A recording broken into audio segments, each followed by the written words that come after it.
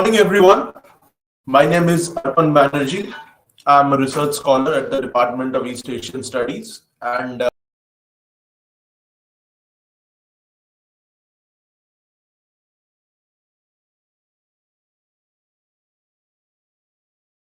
the code of which is BPAE 141, and the name of the paper is Right to Information.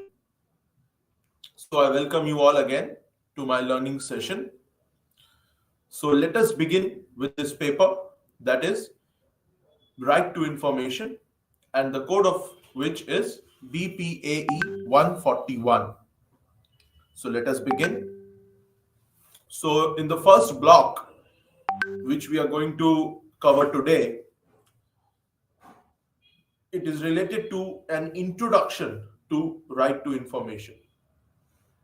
So as part of that, we are going to do the unit 1 of this paper, in which we will be covering the evolution, the concept, the achievements and limitations related to right to information. In the second block of this paper, which we'll be doing in the upcoming classes, it is regarding the Right to Information Act, which was passed in 2005. So, as part of that, we'll do the second unit, which is related to an overview of the RTI Act of 2005. Afterwards, we'll do the third unit of this paper, which is relating to the RTI rules, the Right to Information rules. The fourth unit of this second block is concerned with the Central Information Commission. And the fifth unit is relating to the State Information Commission. So here is how the syllabus of this paper is panned out. So in the third block of this paper, which we'll be doing in the next classes, that is relating to the implementation of the RTI Act of 2005 and the issues and challenges that were encountered in implementing this RTI Act of 2005. As part of that, we'll be doing Unit 6, Unit 7, Unit 8 and Unit 9. So Unit 6 will be relating to administrative efficiency, transparency and accountability through the RTI Act of 2005, and what were the issues and challenges that were faced in implementing this act. That is what the sixth unit of this paper, of the third block, is related to. Moving on, in the seventh unit, we'll be studying about the role of the Central Information Commission as well as the State Information Commissions as well, and the other public authorities. So what were the expectations from them and what were the constraints that they faced in implementing this RTI Act of 2005. Afterwards, we'll be studying about the constraints in the implementation of the RTI Act of 2005 at the district level. So that we'll study. Moving on, we'll also be studying about the role of media and the role of the civil society organizations as well. After that, we have the fourth block of this paper, which is relating to good governance through RTI. So what were the initiatives that were taken to ensure good governance through RTI? And what were the impact of those initiatives that were taken to ensure good governance through RTI? So as part of that, we'll be doing the Unit 11, which is relating to the significance of RTI for governance. That we'll be studying. After that, we'll also be studying some of the judgments of the Supreme Court and the Honorable High Courts in facilitating the enforcement of RTI. So that we'll be doing in the 12th unit as part of the fourth block of this paper. Afterwards, in the 13th unit, we'll be doing the good practices and the successes that have been achieved through this RTI Act and the efforts that have been put in to realize the transparency and accountability through RTI Act. In the 14th unit of this paper, we'll be studying about the social audit. And finally, in the 15th unit, we'll be studying about bridging the gap between the rights and their enforceability. That would be the final unit that we'll be doing as part of our fourth block. But today, we begin with the first block of this paper, which is relating to an introduction of the right to information, or RTI. So let us begin with the first unit of this first block, which is relating to the concept of RTI, the evolution of this concept, the achievements that this concept has made, and also the limitations that it has encountered. So as we all know, that right to information, it has contributed in strengthening the participatory democracy in our country, not only in our country but across the world. And also it has played a significant role in promoting transparency and accountability also at all levels of government. So this is the present era is called the information age. The growth of information technology has made access to information much easier to the general population. So that is why this age is called the information age. And in this information age, the RTI Act of 2005, or the Right to Information Act of 2005, it has marked a paradigm shift in Indian democracy, and it has provided unrestrained access to information to the citizens of India.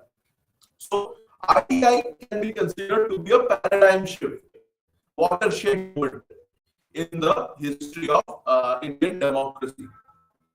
And especially this RTI Act of 2005, that has ensured unrestrained access to information to the citizens. And what we observe is that the institutionalization of this RTI regime, it has to be recognized as a far-reaching step towards deepening democracy in India. So it has deepened the roots of democracy in our country, the institutionalization of RTI. And this landmark legislation, that is the RTI Act of 2005, it has also enabled the common citizens to participate enthusiastically in the governance process. So it has increased the citizens' participation in the process of governance. And so by doing this, they are exercising their right to seek information from the government and its agencies.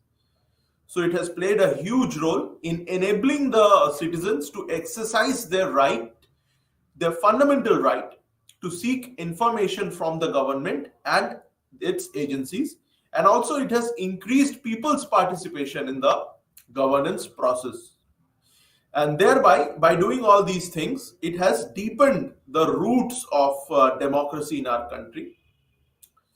And besides empowering the citizens of the country, the RTI Act of 2005, it has also fixed the responsibility of the government officials as well for timely delivery of information to the information seekers, that is the common citizens. So in this role, in this way, we have seen that the role of the information commissions, the Central Information Commission and the State Information Commission.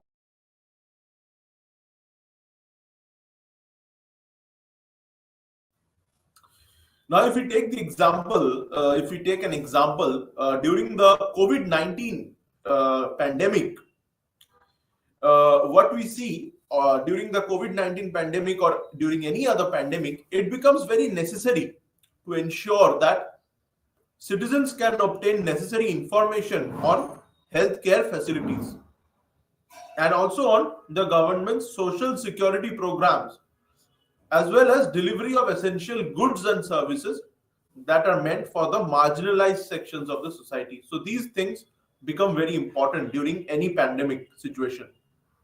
So these measures in the long run, they contribute in curbing corruption. So the introduction of the RTI Act, it has contributed in curbing corruption and also in developing the citizens' trust in governmental actions for sustainable development. And in democratic societies like ours, information is considered power. And the democracy, it expects openness, and openness is a concomitant of free society. So we cannot have a free society without openness, and we cannot have democracy also without openness. So openness is possible only when the right to know can be exercised by the people. So without the right to know, openness is not possible in a democracy. So in a democracy, the people are sovereign. So what we see is that the people are sovereign and there is no one above the people, because it is the people only who elect the government. And the people, they have the right to know what their representatives are doing. So the having the right to know is a very important constituent, a very important part, a very important component of the sovereignty of people. So that is why in a democracy, the people or the voters, they have the right to know what their representatives are doing. Hence, information is indispensable for transparent and accountable functioning of a true democratic government. So information is indispensable for transparent and accountable functioning of a true democratic government, because information provides safeguards against abuses, mismanagement and corrupt practices. And information is also beneficial to the government as well, because openness and transparency in the decision making process, they help in developing citizens' trust in the governmental actions. So information not only benefits the people, but it also benefits the government as well.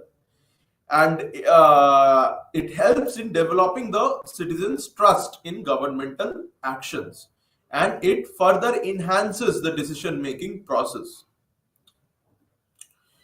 So freedom of expression, it contains many of the basic elements of free speech. And as we know that in our constitution, Article 19, it guarantees free speech as a fundamental right. So our constitution has guaranteed the freedom of speech as a fundamental right in Article 19.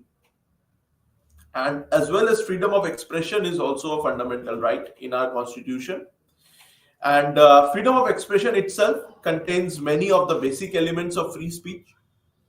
And in its broader and expansive notion, freedom of expression, it also includes the freedom to speak, the freedom to write, print, and publish.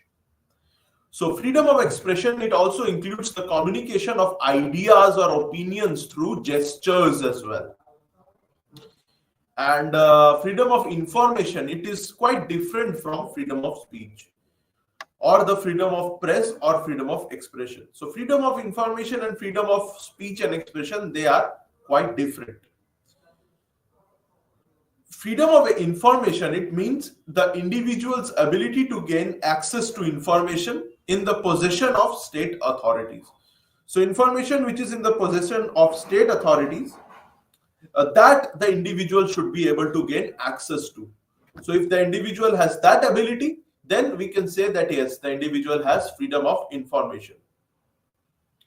So it is the right of the individual to be informed about the activities of his state, about the past, present, and future activities of his state. It is the right of the individual. The concept of an open government, it directly flows from the right to know. So we are discussing right to information here, and right to information, it plays a very important role in ensuring the openness of government in a democracy. And the concept of an open government, it directly flows from the right to know, which is implicit in the fundamental right to freedom of speech and expression, which I already mentioned that it is guaranteed under Article 19, Clause 1, Subclause A of the Constitution of India. And in a democratic form of government like ours, the disclosure of information with regard to the functioning of government, it must be the rule. And secrecy can only be an exception, which can be justified only where the strict requirement of public interest demands secrecy to be maintained. The courts, they can also satisfy protection of the secrecy only on the ground of the requirement of public interest, bearing in mind all the time that disclosure also serves an important aspect of public interest. So not only secrecy, but disclosure also serves an important aspect of public interest. And the freedom of speech and expression, it also includes the right to acquire information and disseminate that information. That is also included in the freedom of speech and expression. So it is necessary for self-expression. Freedom of speech and expression is necessary. So it is necessary for self-expression, which is an important means of free conscience as well as self-fulfillment also. So freedom of speech and freedom of expression, it includes the right to acquire information and to disseminate that acquired information, which itself is necessary for self-expression as well, and which is an important means of free conscience and self-fulfillment. So the freedom of speech and expression and the freedom to acquire information enables people to contribute to debates on social and moral issues. And it is the best way to find a truest model of enlightenment, since it is only through this freedom that the widest possible range of ideas can circulate. And it is the only vehicle of political discourse as well, which is very essential to democracy. So freedom of speech and expression, it includes the freedom of press as well. The freedom of press, it also includes the right to circulate and also to determine the volume of such circulation. So that's also a very important aspect of the freedom of, or the right to information, the freedom of press, which includes the right to circulate and determine the volume of such circulation. And the right to information is indisputably a fundamental right as well. So the right to information is a necessary tool for social welfare also. And it has been pointed out that this right to information is a potent tool for countering many social evils also from society. So right to information is a very important tool for countering many of the social evils also from society, and also for protecting the fundamental rights of the people as well. And the RTI is also necessary for protecting civil liberties also. So as an example, by making it easier for civil society groups to monitor wrongdoings like encounter killings or abuse of preventive detention legislation. So RTI has helped the civil society to monitor and curb many of the wrongdoings also.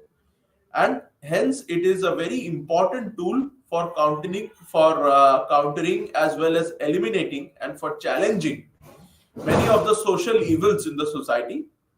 And also it is a very important tool for social welfare as well. Hence we can say that right to information is a fundamental right. So in India, a nationwide concerted campaign by the Mazdoor Kisan Shakti Sangathan, or the MKSS, and the National Campaign for People's Rights to Information, NCPRI, and the Press Council of India, as well as others, led the demand for right to information. So this legislation, it saw light when the Parliament passed the Freedom of Information Act in 2002. So it was for the first time through this Freedom of Information Act of 2002 that this right to information was recognized by the legislature of India, but it could not become a statute as it was not notified by the government.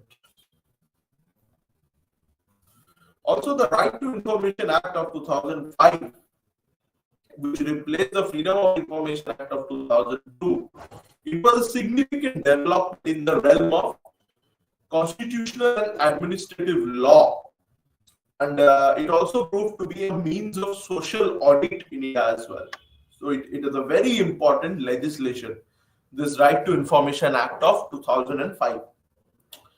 So it may also be stated that this RTI Act that we are talking about of 2005, it is merely a legislative implementation of the constitutional norm of the right to know that is available to all the citizens of our people, of all the citizens of our nation against the government, and which is a part of the democratic structure of our constitution. So the RTI Act of 2005, it is just a legislative implementation of this right to know that has been guaranteed to us by our constitution. So that is a fundamental right, and the RTI Act of 2005 is just a legislative implementation of that fundamental right that we already have from the constitution. So it is not the government which is according us this right, but this right to know is an implicit part of the democratic structure of our constitution. And this RTI Act is just a legislative implementation of that implicit right to know that is available to all the citizens of our country against the government. And it is also a very important means of social audit as well. Now, the government of India in 2005 enacted this very important and watershed legislation, that is the RTI Act of 2005, which is considered to be a paradigm shift, as I've already discussed. And it is considered also a very important law and the most important law in promoting good governance in India.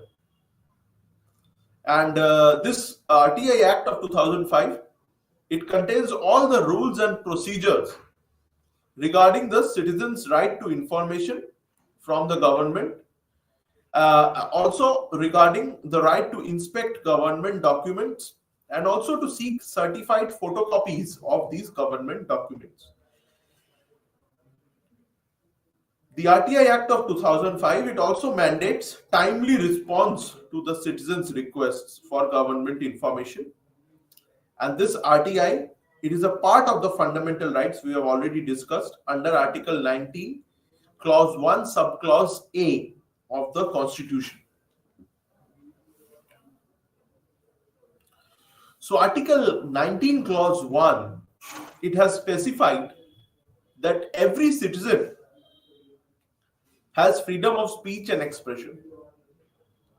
And any person who is a citizen of India or an NRI can file an RTI request.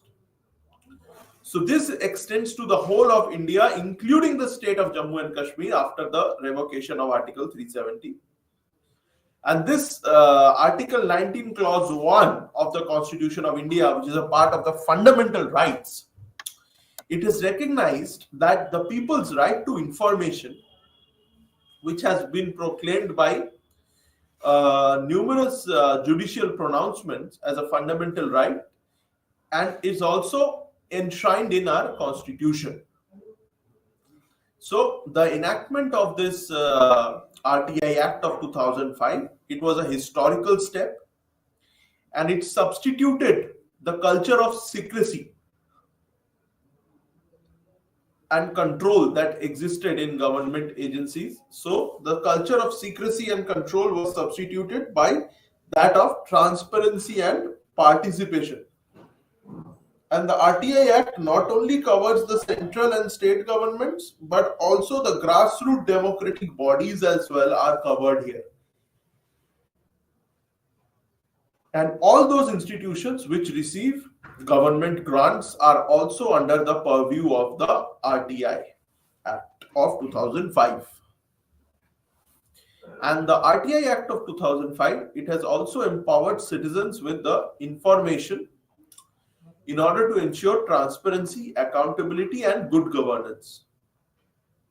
And this Act of 2005, the RTI Act, it has also cast an obligation on every public authority to provide information to the public, as well as to publish annually various particulars concerning the organization, including the categories of documents that are available with it. And this RTI Act of 2005, it has also defined information as any material in any form, including records, documents, memos, emails, opinions, advices or press releases, circulars, reports, orders, logbooks, contracts, and various other materials that the government may possess. They all are now under the purview of the RTI Act of 2005. And this also includes information relating to any private body which can be accessed by a public authority under any other law for time being. And according to this RTI Act of 2005, the right to information, it means the information accessible under this act, which is held by any public authority. And these various rights are included under this RTI Act of 2005. Now, what are these rights? The first is pertaining to the inspection of work or documents or records. The second is pertaining to the taking of notes or extracts or certified copies of documents. The third is relating to the taking of certified samples of materials. And the fourth is relating to the obtaining of information in the form of discs, floppies, or tapes, or video cassettes, or any other electronic mode, or through printouts as well, from any electronic device or from a computer also. So these are the different rights that have been provided under this RTI Act of 2005. Now, access to information is often called the oxygen for a democratic society, and it is rightly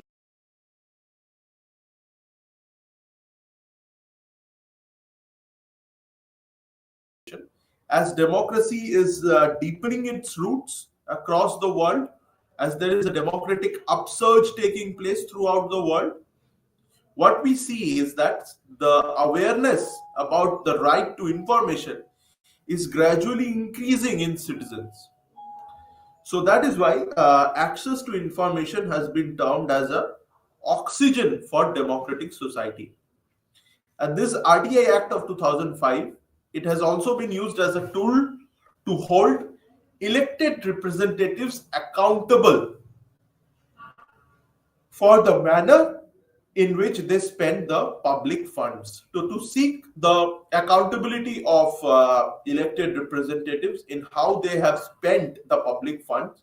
This RTI Act of 2005 has become a very important tool. And in this way, more than the law, the RTI Act is a process, and it is a tool, it is a concept and a cultural approach to life. So let us now study about the evolution of this RTI. So highlighting the importance of right to information, in its very first session in 1946, the United Nations General Assembly, it adopted the Resolution 59 Clause 1. And in this resolution, the United Nations General Assembly, it stated that freedom of information is a fundamental human right, and it is also the touchstone of all the freedoms to which the United Nations is consecrated. So the right to information is recognized by the United Nations also. So from this we can gauge the importance of this right. And this phrase, the freedom of information, it owes its origins to the United States. And in the later part of the 20th century, the United States Supreme Court, it interpreted the First Amendment to the Constitution of the United States to include a right to access of information. Until that time, the right to information had only been interpreted to indirectly guarantee the people's right to know through the right of freedom of speech and press. So now let us do a conceptual analysis of the concept of right to information. So etymologically, if we see the etymology of this term, the term information is derived from the Latin words formation and forma, which means giving shape to something, and also forming a pattern. So, being a matter related to speech and expression, information is known as something which removes vagueness in ideas and also adds something new to our awareness. So the famous political thinker, famous thinker of Western political thought, John Stuart Mill, he developed this concept of information very brilliantly. So John Stuart Mill, he conceptualized information as follows. So he said that information is an activity, information is a life form, and also information is a relationship. So for John Stuart Mill, information is an activity, a life form, and also a relationship. Moving on, John Milton, in his book Areopagitica, he developed certain arguments which are valuable to understand the philosophical foundation of this right to information. So John Milton, according to him, the licensing order cannot possibly achieve its preferred end because truth is strong and will prevail without the help of the censor's coercive assistance. So John Milton was against the concept of censorship of information. And John Milton also said that truth is strong next to the Almighty. And truth, according to Milton's universe, is considered to prevail in due time. And the Areopagitica, it exalts the importance and dignity of learning. So John Milton has called truth as one of the richest product. There are other thinkers as well, such as E. Westermarck, who found all the important differences of moral opinions between savage people and civilized nations depend on knowledge or ignorance of facts. And among the 7 goods that are necessary for human beings, knowledge is one of them. And Francis Bacon also pointed out that knowledge is power, and this power comes from information. So these are the different thinkers who voiced their opinions on the right to information. And the theory of knowledge also that was propounded by René Descartes, that is also based on the method of doubt. And his method of doubt, it presupposes that data and information is to acquire knowledge for the clarification of doubt that one has. And unless we have access to information, we cannot acquire knowledge, and there can be no wisdom without knowledge.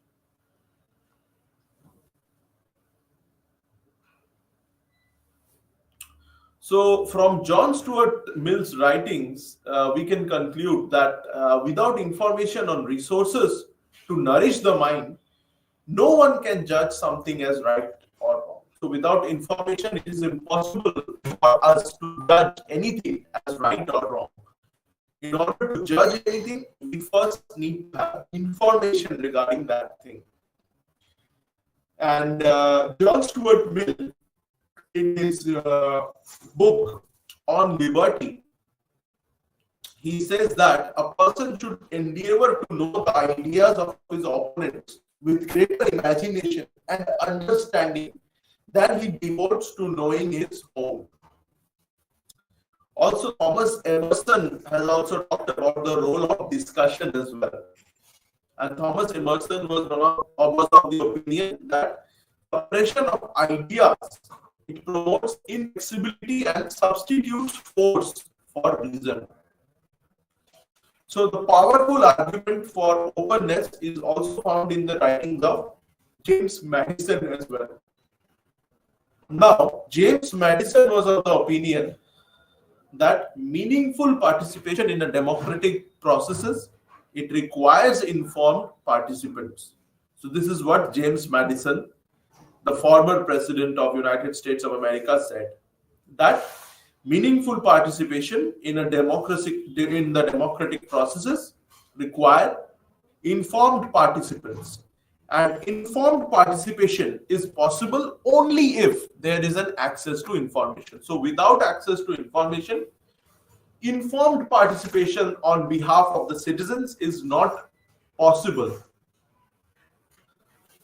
And excessive secrecy, according to James Madison, excessive secrecy in the government, it reduces the chances of the citizens to be informed.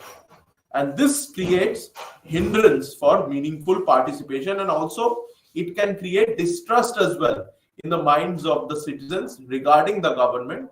And this distrust can then make the citizens rebellious as well, because then the citizens would develop this perception that the government is suppressing their rights. Their right to know is being suppressed, and the citizens may also develop this suspicion that the government is suppressing their right to know because the government is indulging in some wrongdoings. So this kind of an unnecessary suspicion can also develop in the minds of the citizens, and this can make them rebellious also, which can threaten the very existence of the government itself. So excessive secrecy, it can prove to be counterproductive for any government, and it may lead to rebellions or revolutions, because it reduces the participatory role of the citizens in the process of governance. And so that is why the distrust and the gulf between the citizens and the government, that increases, which can prove to be counterproductive for the government, for the very survival of the government or the regime itself.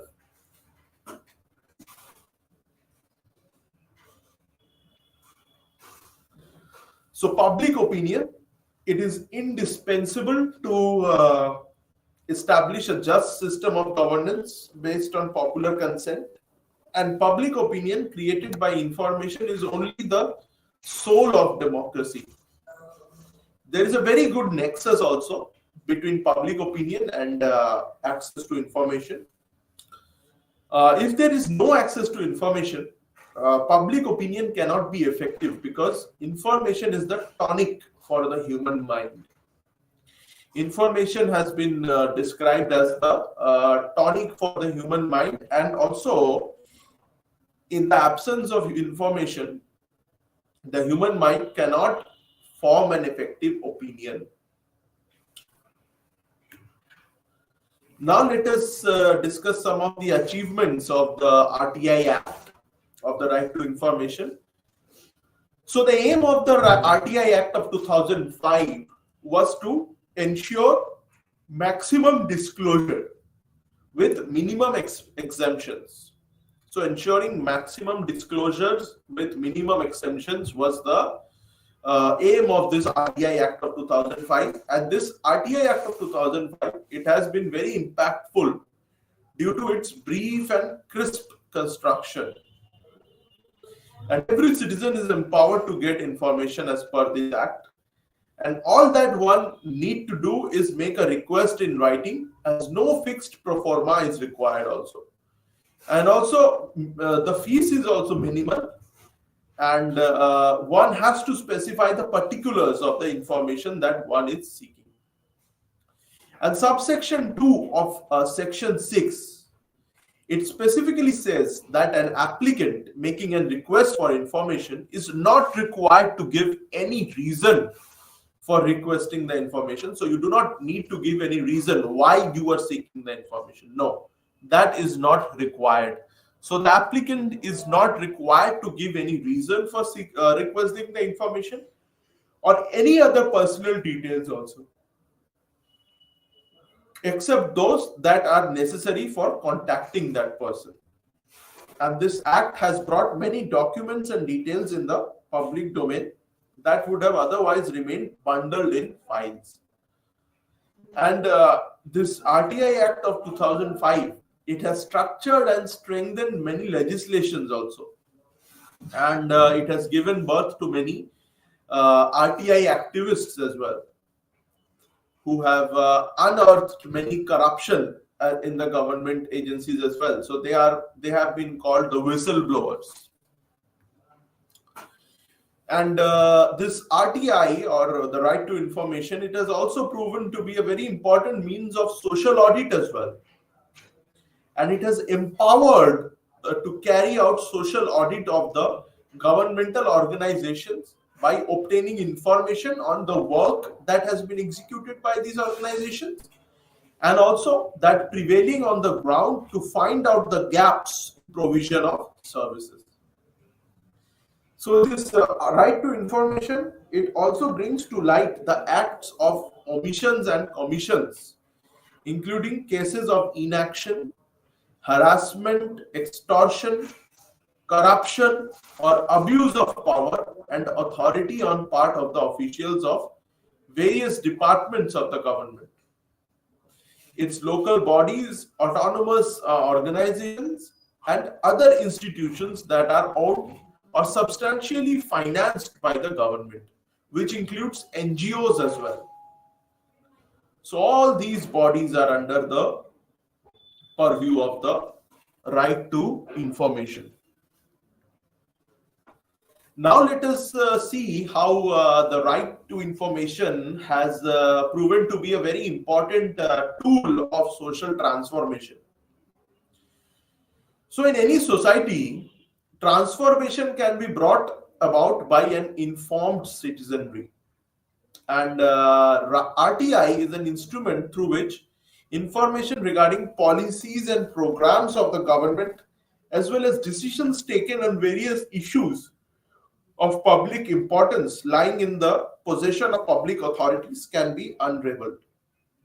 So RTI is not only a human right, but it is also an essential tool of democracy, because it is an instrument through which information regarding policies and programs of the government, as well as decisions taken by the government on various issues of public importance, can be unraveled, can be unearthed. And it has helped in creating an informed citizenry. Hence, we can say that RTI is not only a human right, but also a very essential tool of democracy as well. And a very important role that this RTI has played is to uncover the scams and anomalies of the government. So the Adarsh Society scam is one such scam which was unearthed by this RTI, right to information. So a 6-story building which was built for the widows of the Kargil War of 1999, for the widows of the martyrs of the Kargil War of 1999, that was turned into a 31-story building called the Adarsh Housing Society, which was located in Mumbai's posh residential area of Kolaba, and it soon became the abode of politicians, bureaucrats, as well as top military officers. And the RTI activists Simpreet Singh and Yogacharya Anand, they exposed this scam, and they revealed that the piece of land, it did not belong to the state government but to the Union Ministry of Defense. And this ultimately culminated in the resignation of the then Chief Minister of Maharashtra, that is Ashok Chavan. And also it played a very important role in the Delhi demolitions, in unearthing the purpose behind the Delhi demolitions that were carried out by the Municipal Corporation of Delhi. And this NGO, which was named Parivartan, which was working towards bringing transparency and accountability in governance, they demanded through RTI that the entire process of demolitions that were being carried out by the Municipal Corporation of Delhi, that should take place with complete transparency. And pointing to a seeming confusion about the definition of demolition, this Parivartan NGO, it noted that whereas some structures were being completely razed, others were being let off with minor damages. And in addition, the action that was being taken against misuse of residential premises for commercial purposes, it did not seem to be uniform. Whereas some structures have been demolished, others, including some big showrooms, were let off with just ceiling. And in the RTI, it was asked what guidelines govern such decisions. And absence of any such clear guidelines could be a fertile ground for further corruption. And the MCD needs to make its stand clear on all these issues, this NGO said. And the people, they have a right to know all these informations under the RTI Act. Now let us see some of the statutory limitations that this Right to Information Act faces in our country. Now, these limitations are relating to the Article 19, Clause 2 of the Constitution of India. RTI has been accepted as a fundamental right of the citizens of India under Article 19, Clause 1, Subclause A. We have already discussed that. And this covers the right to free speech, the right to publish, and right to information also. A citizen does not have to give reasons for exercising any of these rights.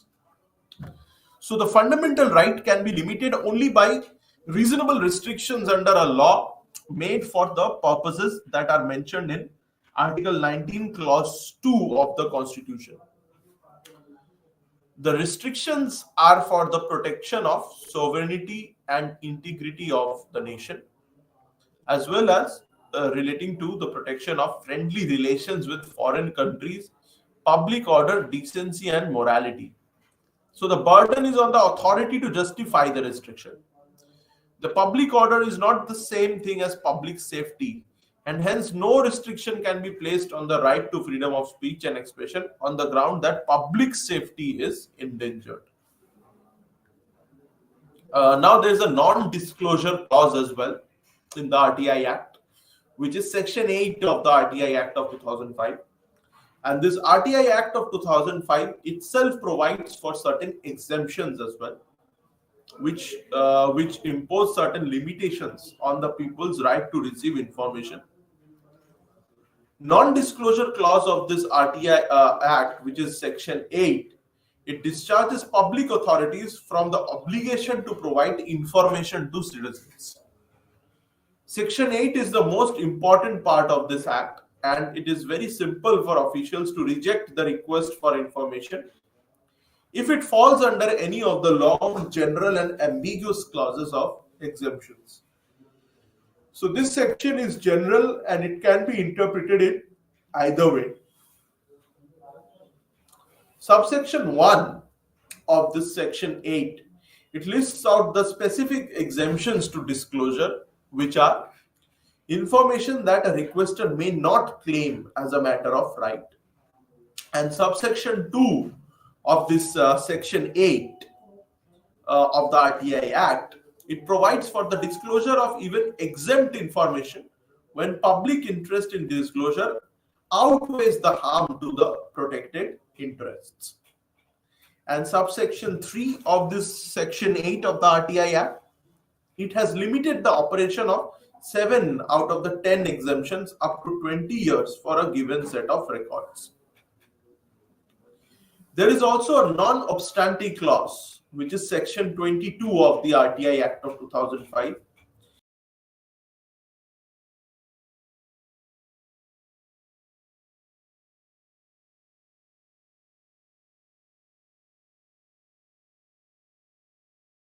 Parliament has enacted a non-obstant clause in Section 22 of the RTI Act. So this non-obstant clause, it clearly means that the RTI Act will prevail over all laws and rules, including the Official Secrets Act as well, as far as providing information under RTI is concerned. And it does not mean that the Official Secrets Act or other acts are repealed. When a request for information is filed under the RTI Act, it can be denied only if the provisions of the RTI Act provide for an exemption.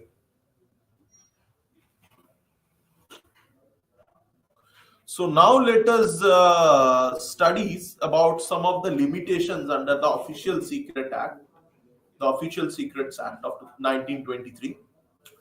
So the Official Secrets Act was first enacted in 1923 during the British Raj, and it was retained also after independence. So this Official Secrets Act is India's Anti-Espionage Act.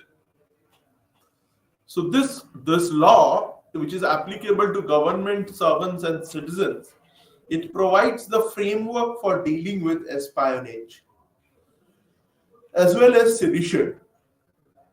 and other potential threats to the integrity of the nation. This law, the Official Secrets Act of 1923, it makes spying or sharing secret information or unauthorized use of uniforms or withholding information or interference with the armed forces in prohibited areas, among others, punishable offenses. There is also the Indian Evidence Act of 1872, which provides that evidence relating to affairs of the state official records and professional communications are restricted for disclosure to the general public. And Section 123 of this Indian Evidence Act, it states that no one shall be permitted to give any evidence derived from unpublished official records relating to the affairs of the state, except with the permission of the heads of the respective departments concerned.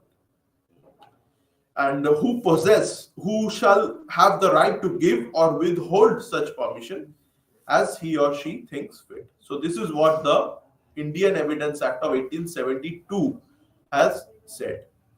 And Section 124, 125 and 126 of this Indian Evidence Act of 1872, it provides for privileged communication as well. And Section 124 of this Indian Evidence Act says that no public officer shall disclose communications made to him in official capacity if he considers that the public interest would suffer by this disclosure. And Section 125 of this Indian Evidence Act of 1872, it bars communication of information by the magistrate or police officer or revenue officer relating to the offences that are being committed by any person. And Section 126 is concerned with professional communication relating to professional persons such as barrister, attorney, pleader or vakil to their client. So we have so far been discussing the RTI, and here we have been discussing the limitations on the RTI Act, and we have so far discussed two limitations relating to the Official Secrets Act. We have discussed. We have also discussed the limitations that have been imposed by the Indian Evidence Act, and we have also discussed the Section 8 of this RTI Act itself and the subsection 1, 2 and 3, which has imposed certain limitations on the RTI Act, keeping in mind the unity, integrity and sovereignty of the nation. So that we are discussing. And also there is the Central Services Control Rules and the All India Services Conduct Rules as well, which impose some restrictions also on this functioning of the RTI Act of 2005. So the unauthorized communication of information by any government servant is highly prohibited under these Central Civil Services Control Rules and All India Service Conduct Rules. So the Central Civil Services Control Rules as well as the All India Services Conduct Rules, they have the same version. So this rule, it clearly states that no government servant, except in accordance with any general or special order of the government,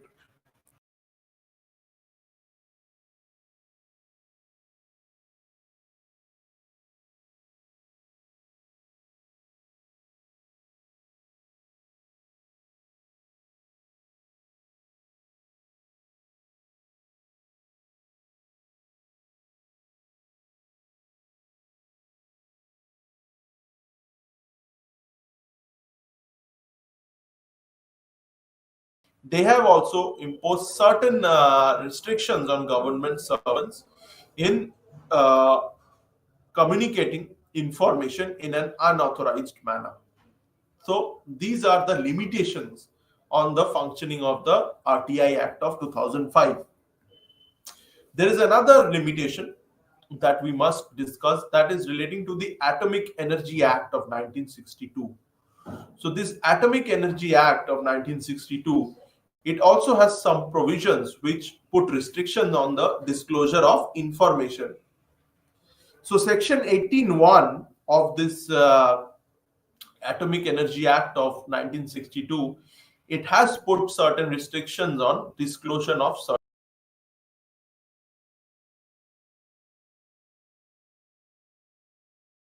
may restrict the disclosure of information relating to any document or photograph or plan or model of any proposed atomic energy plant that is used for the purpose of producing, developing, or using atomic energy, or regarding the method of operation of any such atomic energy plant. And this section 18 clause 1 has further stated that this information cannot be disclosed by any person without taking authority from the central government. So we have so far discussed as part of the limitations. We have discussed the section 8 of the RTI Act of 2005, and as part of that we have discussed the subsection 1, 2 and 3. We have also discussed the limitations that have been imposed by the Official Secrets Act of 1923 and the Indian Evidence Act of 1872, and also the Central Civil Services Control Rules and the All India Services Conduct Rules, and the limitations and restrictions they have imposed on the operation of the RTI Act in India. And just now we have discussed the restrictions that the Atomic Energy Act of 1962 has put on the operation of the right to information in India. So these are some of the significant limitations that we have discussed. Moving on, there is another limitation.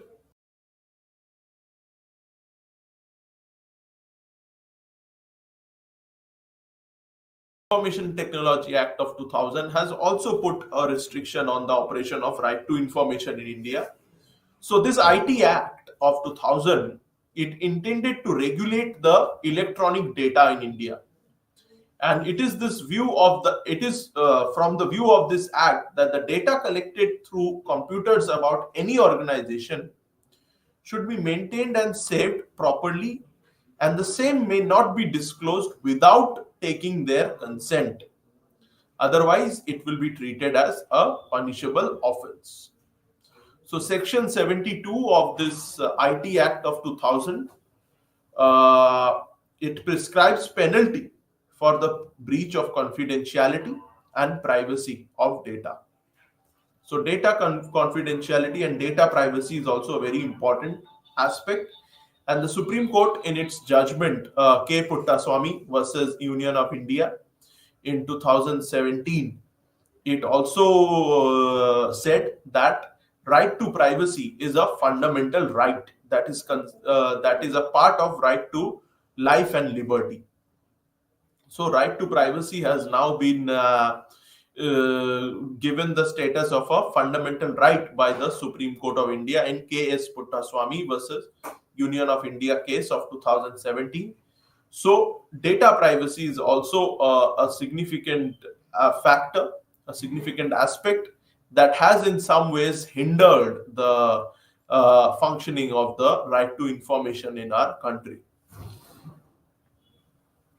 And this section 72 of the IT Act of 2000 that we are talking about, it has also clearly stated that one should save and maintain electronic record, correspondence and information documents, and the same should not be disclosed without taking consent of the person concerned.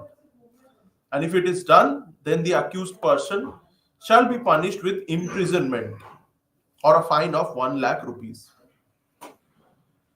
So, we in this paper, thank you so much.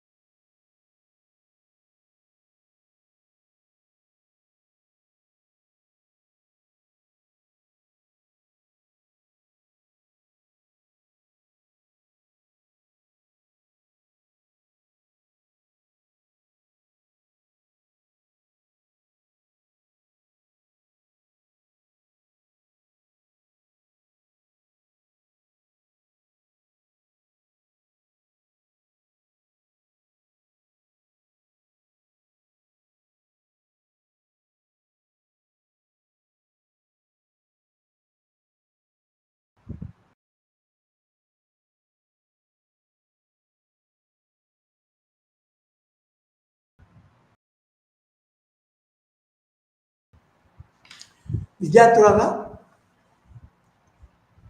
ఈరోజు మనము ఒక కొత్త paper start చేస్తున్నాము. అదే comparative government and politics. Comparative government and politics, దీన్ని తెలుగులో ఏమంటారంటే తులనాత్మక రాజనీతి శాస్త్ర అధ్యయనం, లేకపోతే రాజకీయాలను తులనాత్మక పద్ధతిలో అధ్యయనం చేయడం. దీనికి వల్ల తులనాత్మక పద్ధతిలో అధ్యయనం చేయడం వల్ల, రీసెర్చ్ చేయడం వలన, శోధించడం వలన చాలా లాభాలు ఉన్నాయి. అవి మనం కొన్ని నిమిషాల తర్వాత నేర్చుకుంటాం. అయితే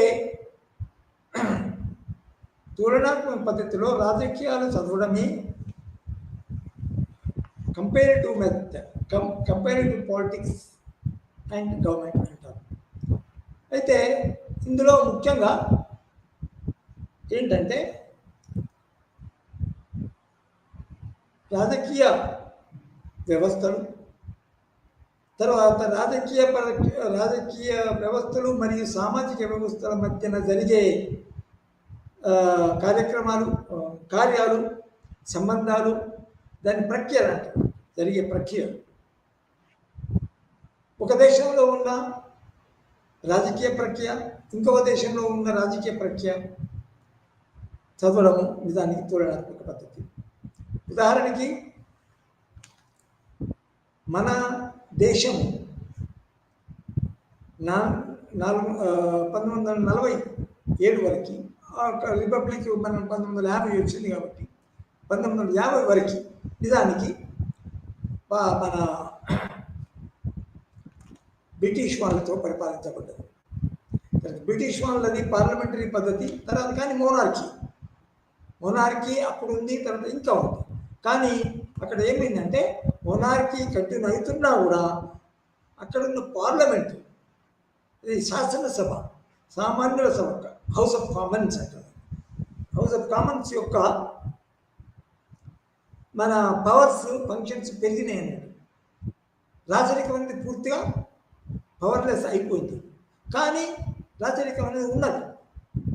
అంటే దాని అర్థం ఏంటంటే నిజానికి ఇదివరకు చాలా కాలం కిందట ఆలివర్ క్రామ్వెల్ అనే రాజు బిహేవ్ చేయబడ్డాడు, చంపబడ్డాడు. అప్పుడు రాజరికం అనేది చాలా అదిగా మన ఆధిపత్యంలో ఉండేది.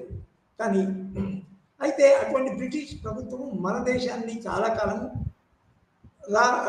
మన కొత్త వ్యవస్థలను సృష్టించి మన పరిపాలన సాగించింది. అంటే భారతదేశం అంతా కాదనుకోండి, కొన్ని బ్రిటిష్ కాలంలో ఉన్న బ్రిటిష్ ప్రావిన్సెస్ అని అంటాం. సో అయితే ఆ బ్రిటిష్ వాళ్ళకు ఉన్న రాజరికము ఇప్పుడు ఉదాహరణకి చూసుకుంటే బ్రిటిష్ కాలంలో ఇప్పుడున్న బ్రిటిష్లో ఉన్న ఇప్పుడున్న రాజరిక పాలనతో కూడి ఉన్న పార్లమెంటరు ప్రజాస్వామ్యం, మరి ఇప్పుడున్న భారతదేశంలో గణతంత్రం అంటే ప్రెసిడెన్షియల్ కమ్ పార్లమెంట్, అంటే ప్రెసిడెంట్ ఆధ్వర్యంలో నడిచే పార్లమెంటరీ ఫార్మ్ ఆఫ్ గవర్నమెంట్. ఇది ఎటువంటి సంబంధాలు, ఎటువంటి పోలికలు, ఎటువంటి సిమిలారిటీస్ కలిగి ఉంటుంది, ఎటువంటి ఐక్యత ఏకభావం కలిగి ఉంటాయి, పోలికలు ఉంటాయి. సో ఇటువంటి మన ప్రవర్తనని, అధ్యయనాన్ని కంపేరిటివ్ డెవలప్మెంట్, కంపేరిటివ్ పాలిటిక్స్ అంటారు. అదేవిధంగా మనకి ప్రెసిడెన్షియల్ సిస్టమ్, మనకు ప్రెసిడెంట్ ఉంటాడు. తర్వాత అమెరికాలో ప్రెసిడెన్షియల్ సిస్టమ్ చాలా famous system. French presidential system కంటే నిజానికి అమెరికన్ ప్రెసిడెన్షియల్ సిస్టమ్ చాలా ఫేమస్. ఎందుకంటే ఫ్రెంచ్ ప్రెసిడెన్షియల్ సిస్టమ్ కొంచెం ప్యూర్, అంటే థియరీ ఆఫ్ సెపరేషన్ అనే పవర్స్తో అది ప్యూర్గా ఉంటుంది. అంటే థియరీ ఆఫ్ సెపరేషన్ పవర్స్ అంటే ప్రెసిడెంట్ ఇండిపెండెంట్ ఉంటాడు, తర్వాత మన న్యాయశాఖ ఇండిపెండెంట్ ఉంటుంది. అదేవిధంగా కాంగ్రెస్ అంటే మన అమెరికన్ పార్లమెంట్ కూడా చాలా ఇండిపెండెంట్ ఉంటుంది. చూడు ఈనాడు మన Ronald Trump former president of America is being penalized, punished. In fact, he has been sent to jail also for some time, but he is coming back. With his money power and other powers, he is fighting this thing.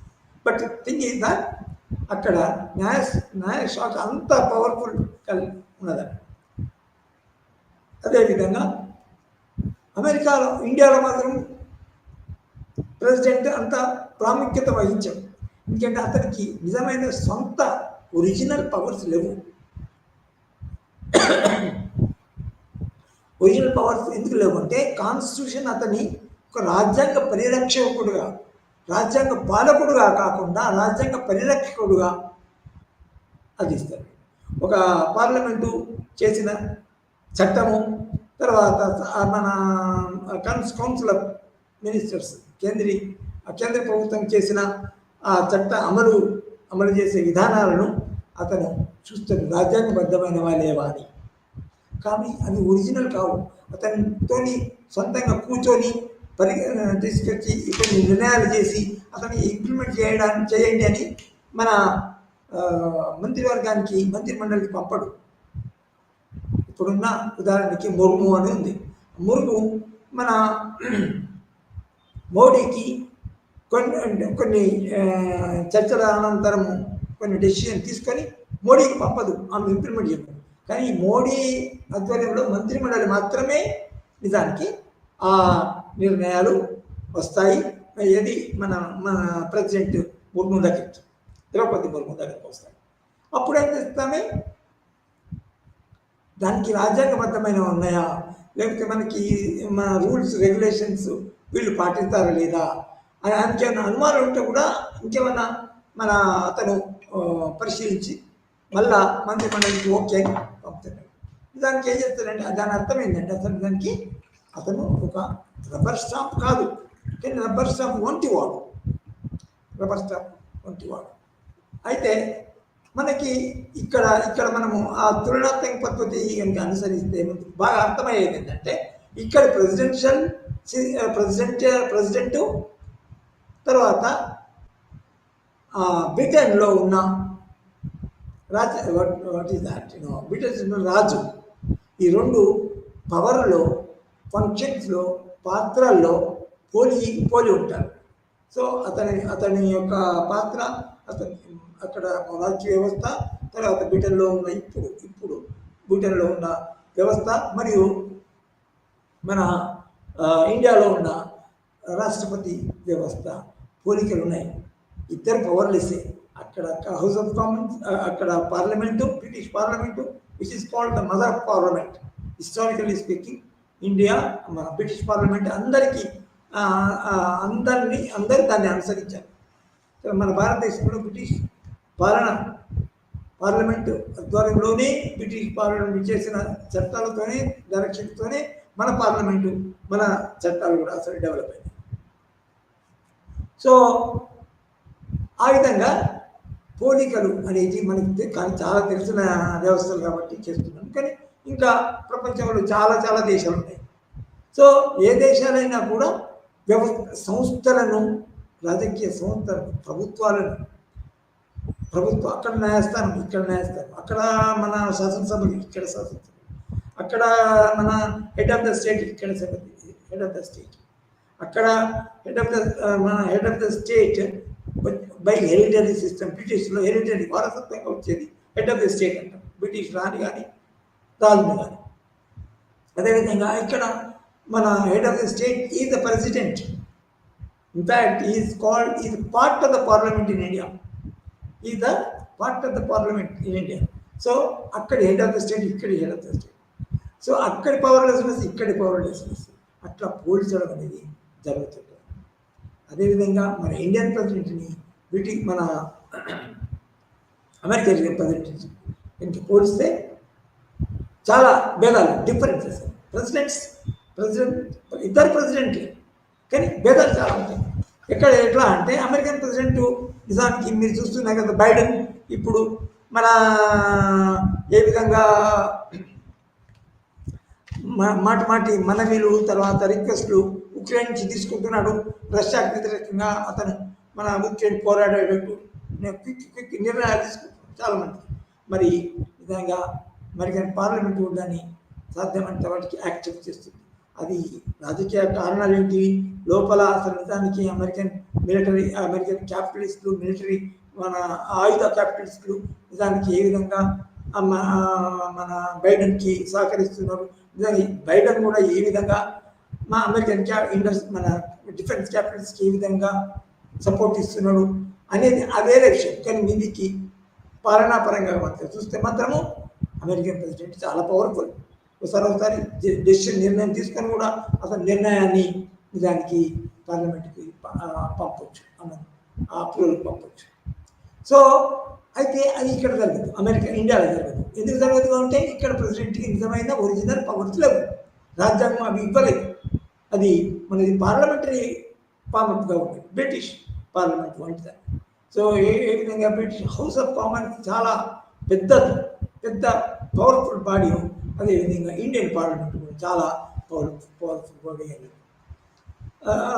తర్వాత Indian parliament చేసిన చట్టాలను అది ప్రవేశపెట్టబడి, అంటే Indian council of ministers మంత్రిమండలి ప్రవేశపెట్టిన, మంత్రిమండలి చొరవతో ప్రవేశపెట్టబడిన మన బిల్లులు పార్లమెంటు పాస్ చేయబడతాయి. పార్లమెంటు పాస్ చేసిన తర్వాత అతనికి ముద్ర కొరకు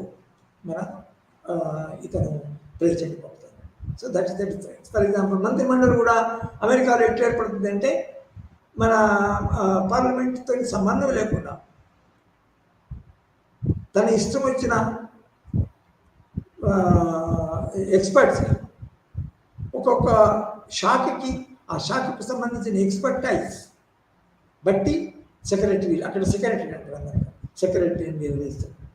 ఇక్కడ పార్లమెంటు కనుసన్నల్లోనే పార్లమెంటు సభ్యులు మాత్రమే ఇక్కడ చీఫ్ మినిస్టరు రాష్ట్ర స్థాయిలో, మరియు ప్రైమ్ మినిస్టరు కేంద్ర స్థాయిలో వాళ్ళను మన మంత్రులు అని నిర్వహిస్తారు.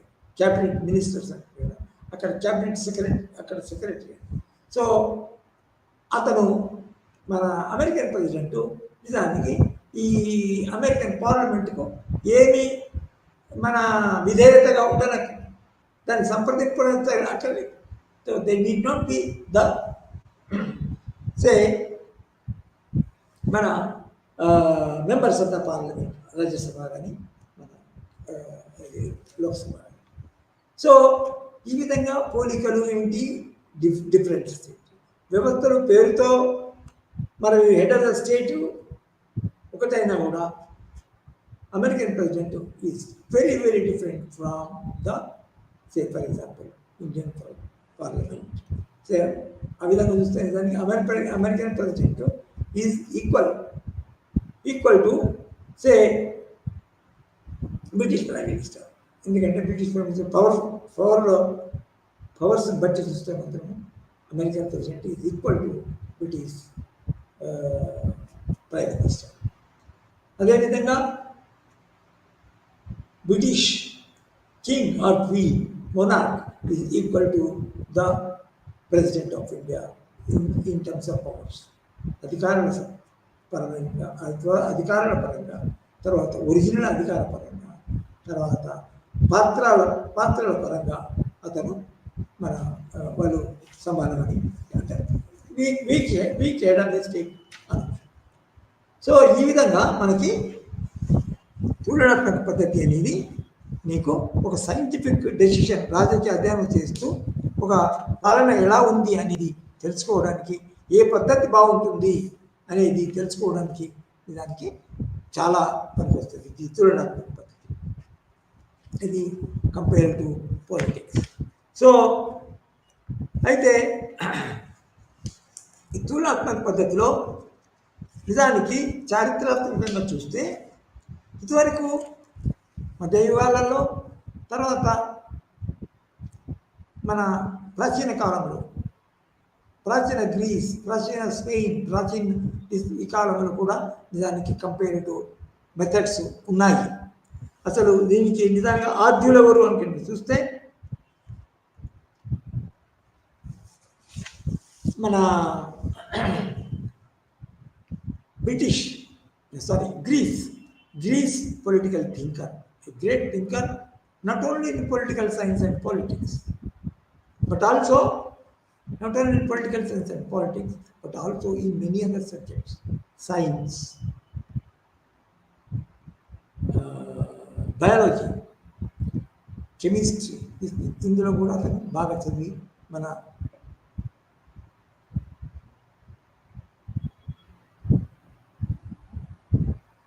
చాలా ముఖ్యమైన గ్రంథాలు, రాజనీతి గ్రంథాలు అతను రాశాడు. అతను great thinker, great idealist thinker అయిన ప్లేటో యొక్క ప్లేటో యొక్క మన శిష్యుడు అన్నట్టు. కానీ ప్లేటో ఆదర్శవాది అయితే అరిస్టాటిల్ మాత్రము రియలిస్టిక్, వాస్తవవాది, సైంటిఫిక్ నేచర్. అంటే వాస్తవవాదం సామాన్యంగా ఏంటంటే వాస్తవాలను చేసి ఆదర్శాలు కలిగినా కూడా వాస్తవాలను చదివి నిర్ణయాలకు వస్తే అది సైంటిఫిక్ మెథడ్. సో ఇద్దరిట్లో రేషనల్ థింకింగ్, ఒరిజినల్ థింకింగ్,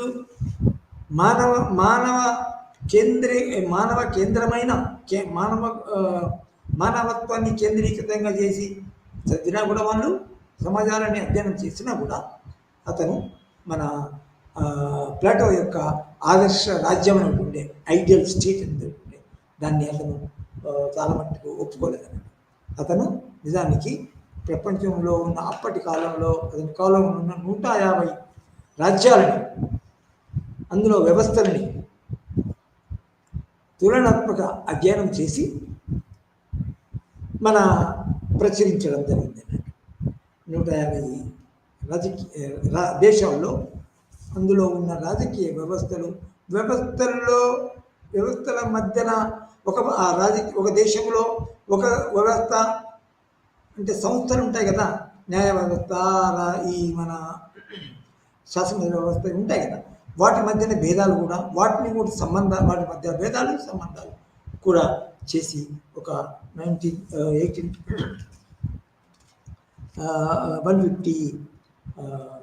స్టేట్స్ను చదివి పుస్తకాలు రాశారు. సో అందులో అతను తులనాత్మక పద్ధతిని మన అనుసరించాడు అన్నట్టు. అంతేగా ముఖ్యంగా ఏంటంటే అతను అబ్జర్వ్ చేసినవి, అతను స్టడీ చేసినవి ఏంటంటే డెమోక్రసీ, అరిస్టోక్రసీ, మొనార్కీ. డెమోక్రసీ అంటే డెమోక్రసీ అప్పుడు ఆ కాలంలో కూడా డెమోక్రసీ.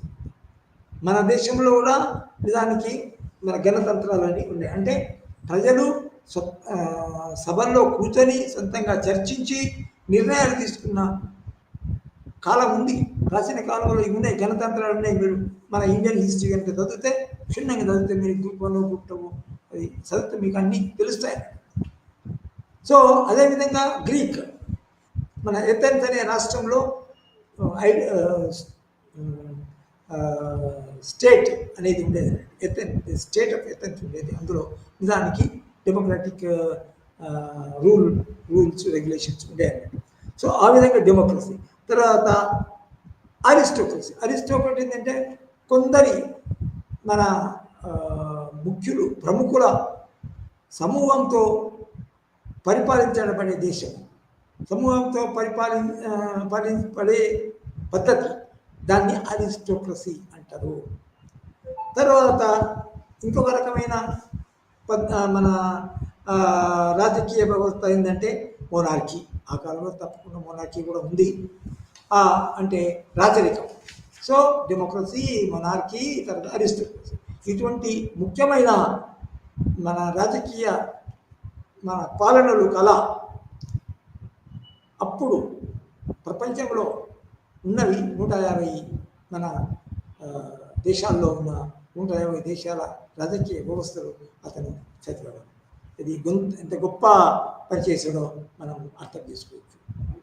అప్పుడు డెమోక్రసీ ఉంది, ఒక రకమైన డెమోక్రసీ ఉంది, తర్వాత మొనార్కీ ఉంది, విశిష్టుల పాలన అని అరిస్టోక్రసీ అంటే, మరియు రాచరికాలు అయితే అందులో అతను ఇది చదివిన తర్వాత తులనాత్మక పద్ధతులు చదివిన తర్వాత ఏది బాగుంటుంది, ఏ రాజకీయ వ్యవస్థ, ఎటువంటి రాజకీయ వ్యవస్థ, ఎటువంటి హెడ్ ఆఫ్ ద స్టేట్ అంటే దేశం యొక్క ముఖ్య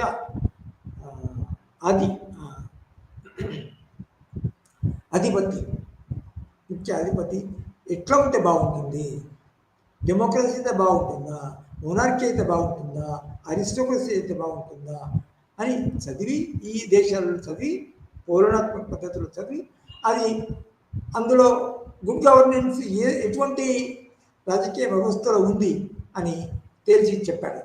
గుడ్ గవర్నెన్స్ ఈ రోజుల్లో మన గుడ్ గవర్నెన్స్ తర్వాత ఈ గవర్నెన్స్ మాట్లాడుతున్నారు కదా, అదే అప్పుడు అతను మన అధ్యయనం చేసి చెప్పాడు. అదేవిధంగా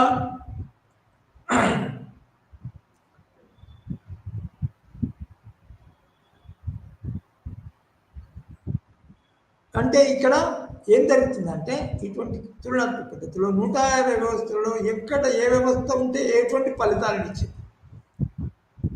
అర్థమైందా? ఏ వ్యవస్థ ఉంటే ఎటువంటి ఫలితాలను ఇచ్చేది, అక్కడున్న ఫలితాలని ఇంకొక వ్యవస్థలో పోల్చి దాన్ని అధ్యయనం చేసిన తర్వాత అక్కడ మంచి గవర్నమెంట్ ఉంటే ఆ యొక్క గవర్నమెంట్ మంచిది, ఆ యొక్క వ్యవస్థ మంచిది అని తెచ్చి ఇక్కడ ఉన్న వ్యవస్థలో ఉన్న మన లోపాలను హైలైట్ చేసి అక్కడ చెప్పడం వల్ల దానికి మన మంచి లాభాలు ఉంటాయి. అయితే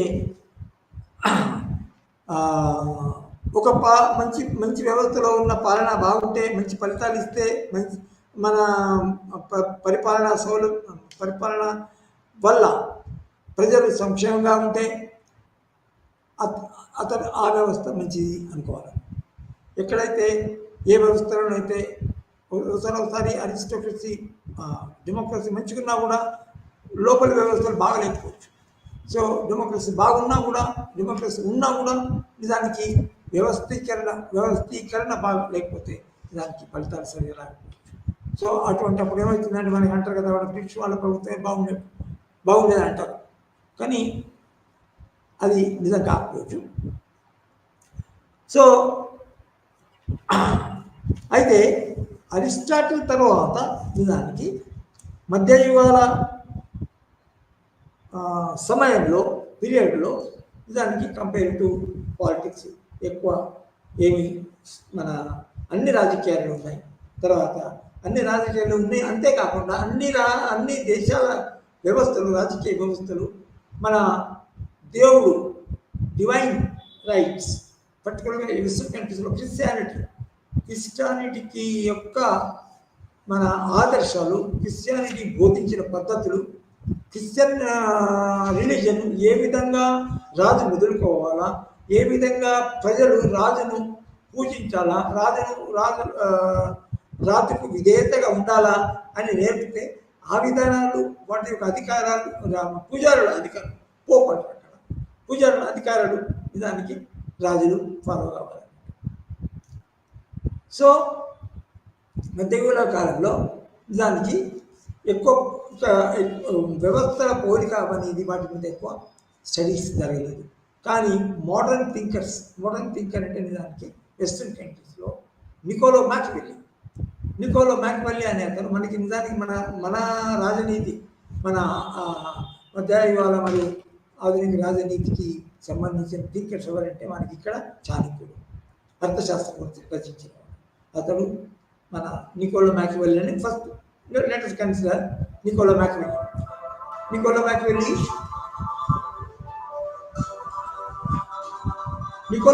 నిజానికి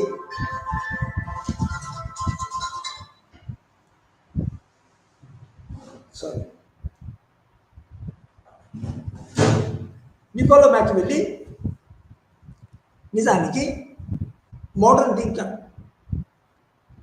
థింకర్ కానీ అతను రాజులు ఏ విధంగా మెదులుకోవాలా, రాజులకు ఉండే లక్షణాలు, రాజులకు ఎటువంటి లక్షణాలు ఉండాలా, ప్రజలను ఆకర్షించి ప్రజల యొక్క సంక్షేమాన్ని కోరుతూ ప్రజల మన ప్రజలు మన రాజులు ఏ విధంగా ప్రజలకు మన అనేక మంచి కార్యక్రమాలను రూపొందించి సహాయం చేయాలా, తర్వాత రాజ్యంలో ఉన్న సైన్యాన్ని ఏ విధంగా స్థాపించి మన ఇతర దేశాల మీద దండెత్తాలా, మన రాజ్యాలను ఏ విధంగా ఎక్స్పాండ్ చేయాలా, అదేవిధంగా ఇది మన రాజ్యంలో ఏ విధంగా మన రాజ్య సంపద పెరిగేటట్టు చూడాలా, సంపద ఎట్లా ప్రోగు చేయాలా, ఎటువంటి ట్యాక్సులు రూపొందించాలా, తర్వాత పేద ప్రజలపై ఏ విధంగా మన బాధలు ఇది ట్యాక్స్ మోపకుండా వాళ్ళను నిజానికి బాధల నుంచి రక్షించాలా, సేవ్ చేయాలా, అనేక విధాలుగా నిజానికి అతను సమాజ శాస్త్రంలో కూడా అతను గొప్పవాడే నికోలో మ్యాకియావెల్లి. సో అంతర్జాతీయ సంబంధాలు ఏ విధంగా మన రాజులు మెయింటైన్ చేయాలా, స్నేహం చేయాలా, తర్వాత ఆర్థిక ఇవన్నీ చేసిన వాడు మ్యాకియావెల్లి. అదేవిధంగా మన గ్రీక్ థింకర్ మనం ఇప్పుడే చెప్పుకున్నట్టు అరిస్టాటిల్ లెక్కనే ఇతను కూడా కంపేరేటివ్ పద్ధతులు అనుసరించాడు. రాచరికాలు, మన డెమోక్రసీస్ ఇతను కూడా మన దేశంలో ఉన్న రాజనీతి సంస్థలని పోల్చి చదివాడు.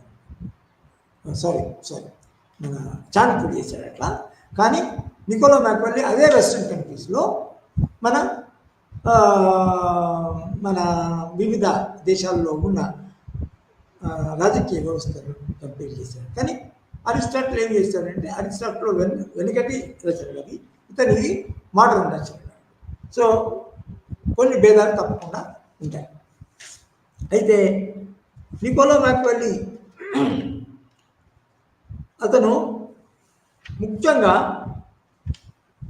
సబ్జెక్ట్ మ్యాటర్ ఏంటంటే వారసత్వంగా వచ్చే వ్యవస్థలు, అంటే కొంచెం మొనార్కీ ఇదని పెట్టుకోలేదు. మొనార్కీ అంటే వారసత్వం వస్తుంది కదా, కానీ వారసత్వంగా వచ్చిన ఇంకా వేరే వ్యవస్థలు కూడా వారసత్వంగా రావచ్చు. సో వారసత్వం ద్వారా ఆధిపత్యము సాధించి పరిపాలించే రాజులు ఉన్న వ్యవస్థలు మరియు డెమోక్రాటిక్ కంట్రీసు, తర్వాత మరియు గణతంత్ర రిపబ్లిక్స్ అంటే ఎన్నుకొనబడిన రాజకీయ వ్యవస్థలు. వీటన్నిటి మధ్యన అతడు మన పోలికి చూడగలిగాడు. సో అతని యొక్క ఉద్దేశము, లక్ష్యం కూడా నిజానికి ఏ విధంగా మనము ఏ పాలనా వ్యవస్థ, ఏ రాజకీయ వ్యవస్థ ఉంటే మంచి ఫలితాలు వస్తాయి, గుడ్ గవర్నెన్స్ వస్తుంది అనేది మన ఏ రాజనీతి శాస్త్రం యొక్క రాజనీతి శాస్త్రజ్ఞుడైనా కూడా ఆ లక్ష్యము కలిగి ఉంటుంది. అయితే ఇది నికోలో మ్యాకియావెల్లి తర్వాత. కానీ మోడర్న్ డెమోక్రసీస్ అంటే నిజానికి మన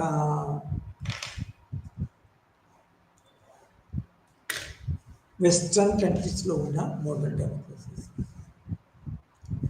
పర్టికులర్గా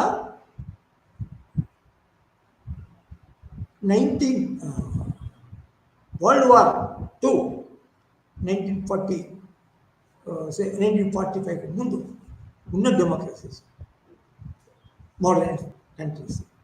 ఈ 1945 వరకు ఉన్న ముఖ్యమైన మోడర్న్ డెమోక్రసీస్ ఎక్కడ ఉన్నాయి? అవి నిజానికి మన వెస్ట్రన్ కంట్రీస్లో ఉన్నాయి. వెస్ట్రన్ కంట్రీస్లో ఉన్నాయంటే ఏంటి? దాని అర్థం ఏంటంటే పర్టికులర్గా ఇంగ్లాండు, మన స్పెయిను, జర్మనీ, ఇది ఫ్రాన్సు, ఈ వెస్ట్రన్ కంట్రీస్. అవి ఈ వెస్ట్రన్ కంట్రీస్లో ఈ వ్యవస్థలు ఉన్నప్పుడు అంటే దాని అర్థమైంది. మరి ఈ కంట్రీస్ని ఎందుకు చదవచ్చినాయంటే నిజానికి వేరే ఖండాలలో, యూరోప్ ఖండంలో ఉన్న ఈ రాష్ట్రాల మధ్య మాత్రమే అప్పుడు మోడర్న్ స్టేట్ను ఎస్టాబ్లిష్ చేసుకొని తర్వాత తమ యొక్క లాభాల కొరకు, తమ యొక్క లక్ష్యాల కొరకు, టార్గెట్స్ కొరకు నిజానికి తమ యొక్క మన రాజకీయ ఆర్థిక లాభాల కొరకు నిజానికి ప్రపంచాన్ని నిజానికి ఆక్యుపై చేసుకున్నాయి. వాటిని వలస రాజ్యాలు అంటారు, వలస ప్రాంతాలు అంటారు.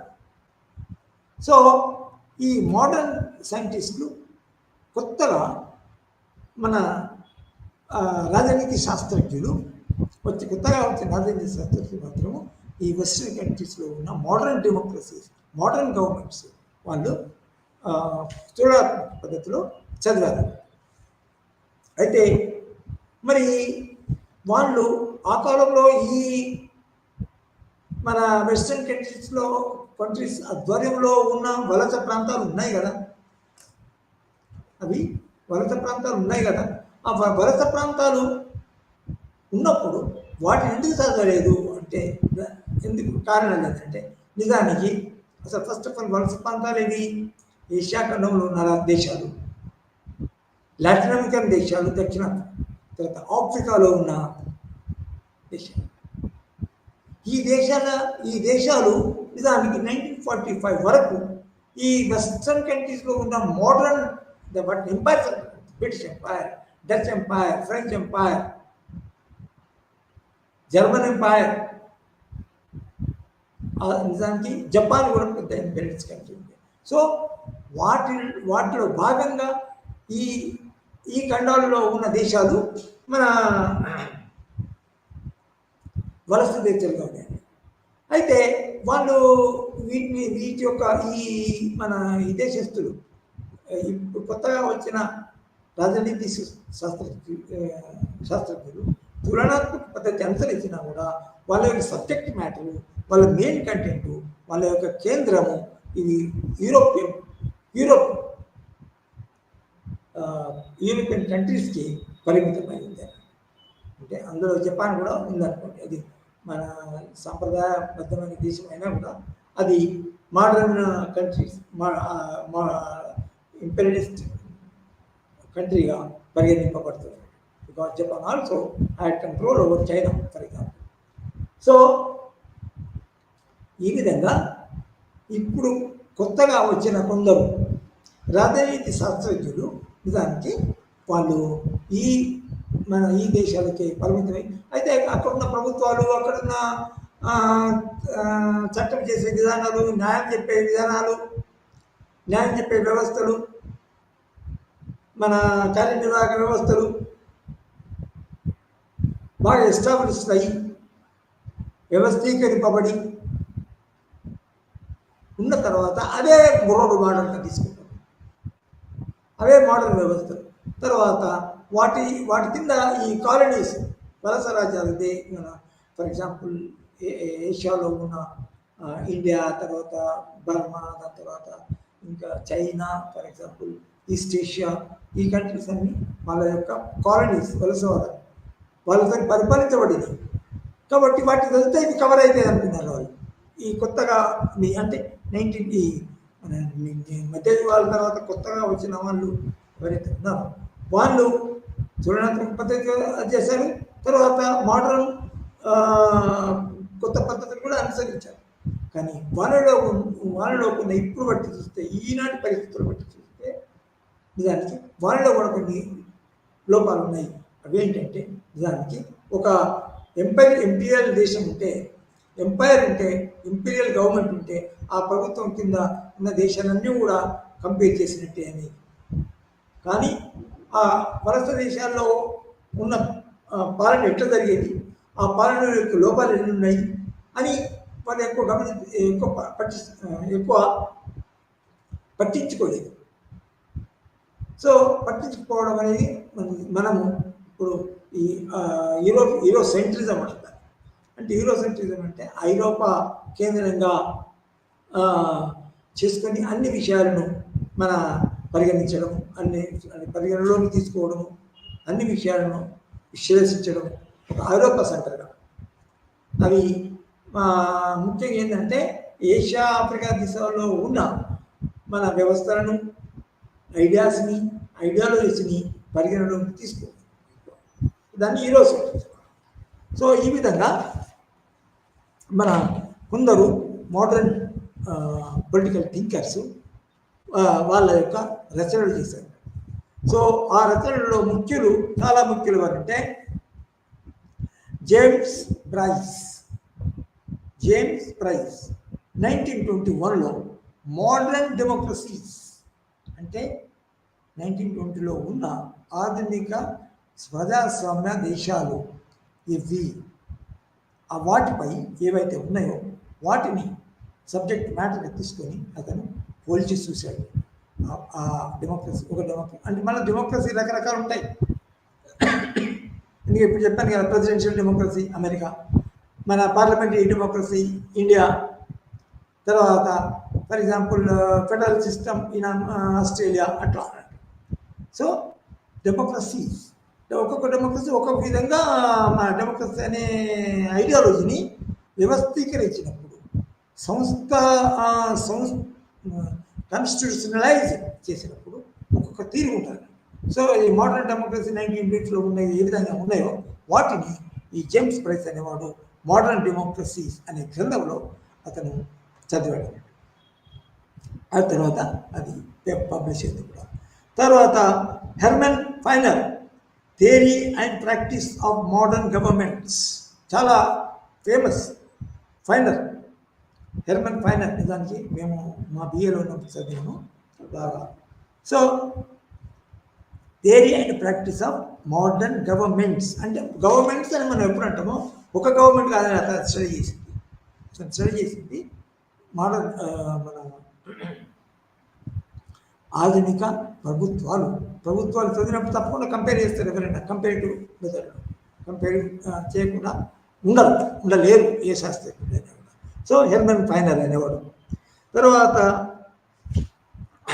కార్ల్ ఫెడరిక్ అనేవాడు. అంటే కార్ల్ ఫెడరిక్ నుండి కాన్స్టిట్యూషనల్ గవర్నమెంట్స్ అండ్ డెమోక్రసీ అంటే రాజ్యాంగబద్ధమైన ప్రభుత్వాలు మరియు ప్రజాస్వామ్య వ్యవస్థలు అని.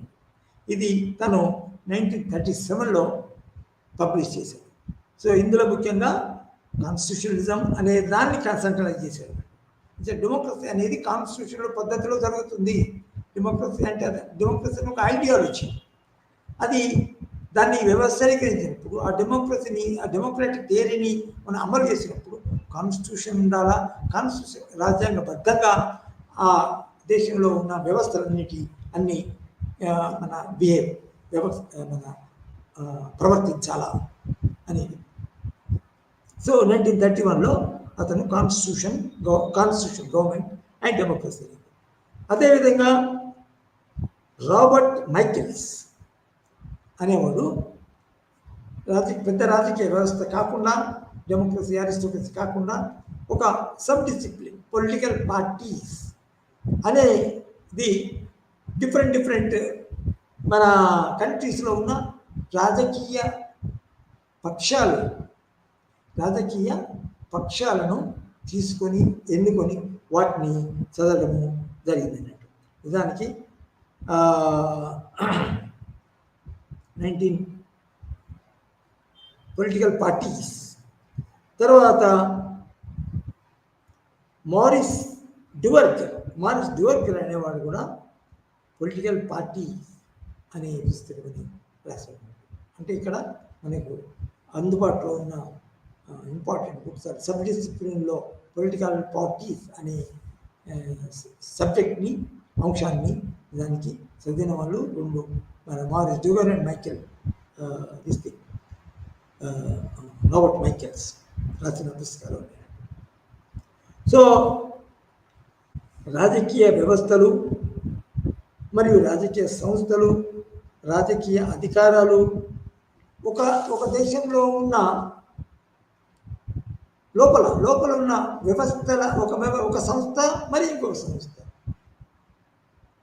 ఇలా మధ్యన సంబంధాలు కూడా వాళ్ళు చదవడం జరిగింది. అంటే ఇప్పుడు పొలిటికల్ పార్టీస్ ఉన్నాయనుకోండి, ఒక పొలిటికల్ పార్టీ ఎట్లా ప్రవర్తిస్తుంది, ఎందుకు అది చాలాసార్లు ఎందుకు అధికారంలోకి వచ్చింది, ఇంకొక పార్టీ ఏ విధంగా ప్రవర్తిస్తుంది, ఏ విధంగా ఆర్గనైజ్ అయింది, అది చాలా సార్లు ఎలక్షన్స్ అయినా కూడా అధికారంలోకి ఎందుకు రాలేకపోయింది అని దానికి అది వాళ్ళు చదివారు. సో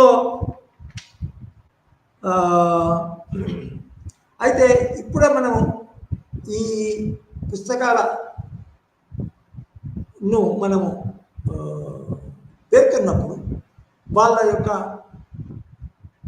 వాటి యొక్క ఆథర్స్ని పేర్కొన్నప్పుడు మొదలు పెట్టినప్పుడు ఏమన్నామంటే వీటన్ని ఇక్కడ తీసుకున్నవన్నీ కూడా యూరోప్ ఖండంలో ఉన్న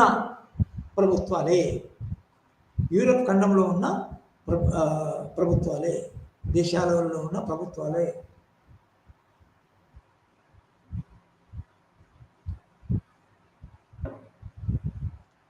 అవి ఇప్పుడు మనము స్వాతంత్రం వచ్చిన తర్వాత ఏషియా ఖండంలో మరియు లాటిన్ అమెరికన్ ఖండంలో, ఆఫ్రికా ఖండంలో స్వతంత్ర దేశాలు కాలనీలు పోయిన తర్వాత స్వతంత్ర దేశాలు స్వతంత్రం మనము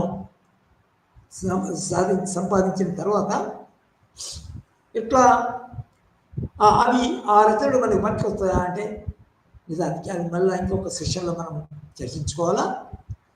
పనికి రావన్నట్టే నిజానికి. ఎందుకంటే ఈ రచనల్లో ఉన్న దేశాల స్టడీ, ఆ దేశాల యొక్క వ్యవస్థల యొక్క స్టడీ అనేది మన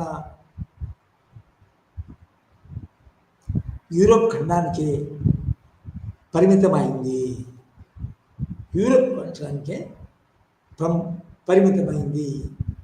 అంటే వాళ్ళు అంటే ఒక్కొక్క దేశానికి ఒక సంస్కృతి ఉంటుంది. రాజకీయ సంస్కృతి కూడా ఒక విధంగా ఉంటుంది. ఒక్కొక్క దేశానికి, ఒక్కొక్క రాష్ట్రానికి, ఒక్కొక్క ఖండానికి ఒక విధంగా ఉంటుంది. ఫర్ ఎగ్జాంపుల్ ఆఫ్రికా ఖండాల్లో చాలా దేశాలు మన మోడర్న్ సివిలైజేషన్ రాకముందు వాళ్ళ యొక్క గిరిజనులు ఎక్కువ ఉంటారు. వాళ్ళు ముఖ్యంగా బానిసలు, నల్లవాళ్ళు. వాళ్ళని తీసుకుపోయిన నిజానికి యూరోపియన్ కంట్రీస్లో వాళ్ళని యూజ్ చేసుకున్నారు కూడా నిజానికి. సో నిజానికి ఆధునిక ఇప్పుడు మనం చెప్పుకున్న రచనలు ఏవైతే వాళ్ళ యొక్క మన సంస్కృతి ఏంటి, నిజమైన సంస్కృతి ఏంటి, వాళ్ళకు కూడా ఏమైనా రాజకీయ సంస్కృతి ఉంటుందా అని ఎక్కువ తత్వలేదు. వాళ్ళ యొక్క సబ్జెక్ట్ మ్యాటర్ కూడా కాదు. అయితే ఈ ధోరణి, ఈ యొక్క అప్రోచ్ ఇదని ఏమంటారంటే యూరోసెంట్రిక్ అప్రోచ్. యూరోసెంట్రిజం అంటే ఏంటంటే యూరోప్కే ఉండే యూరోప్ దేశాలు, యూరోప్ ప్రజల సంస్కృతికే ప్రాముఖ్యత ఇవ్వడం, దాన్నే స్టడీ చేయడం. అదే సంస్కృతి, అదే మన పద్ధతి ఇతర దేశాల్లో కూడా మనము వర్తింపజేయచ్చు అనే ధోరణి. దాన్ని నిజానికి యూరోసెంట్రిజం అంటారు. అది చాలామంది వేరే శాస్త్రజ్ఞులు దాన్ని నిజానికి విమర్శించి నిజానికి దాన్ని ధిక్కరించారు కూడా, దాన్ని రిజెక్ట్ చేశారు కూడా. అయితే మరి 1940 తర్వాత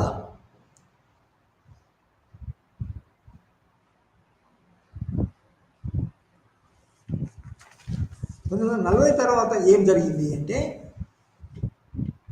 ముఖ్యంగా తులనాత్మక పద్ధతిలో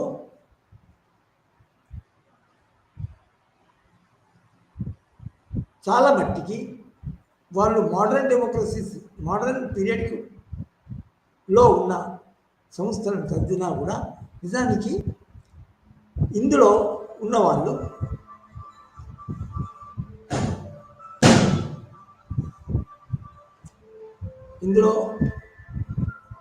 ఇప్పుడు చెప్పబడిన పేర్కొనబడ్డ రచనలు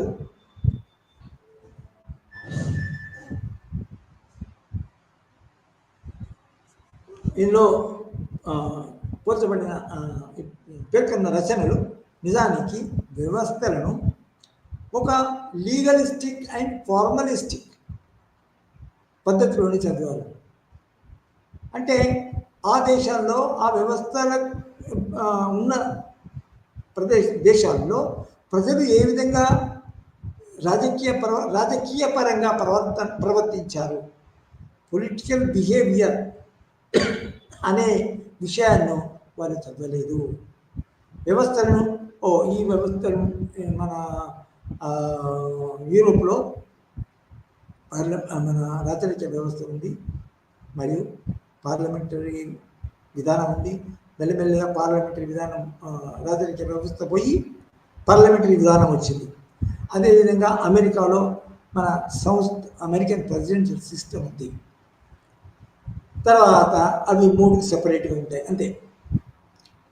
అదేవిధంగా జర్మనీలో కూడా ఒక ముఖ్యంగా మన అక్కడ ఒక ప్రెసిడెన్షియల్ సిస్టమ్ అని ఉంటుంది.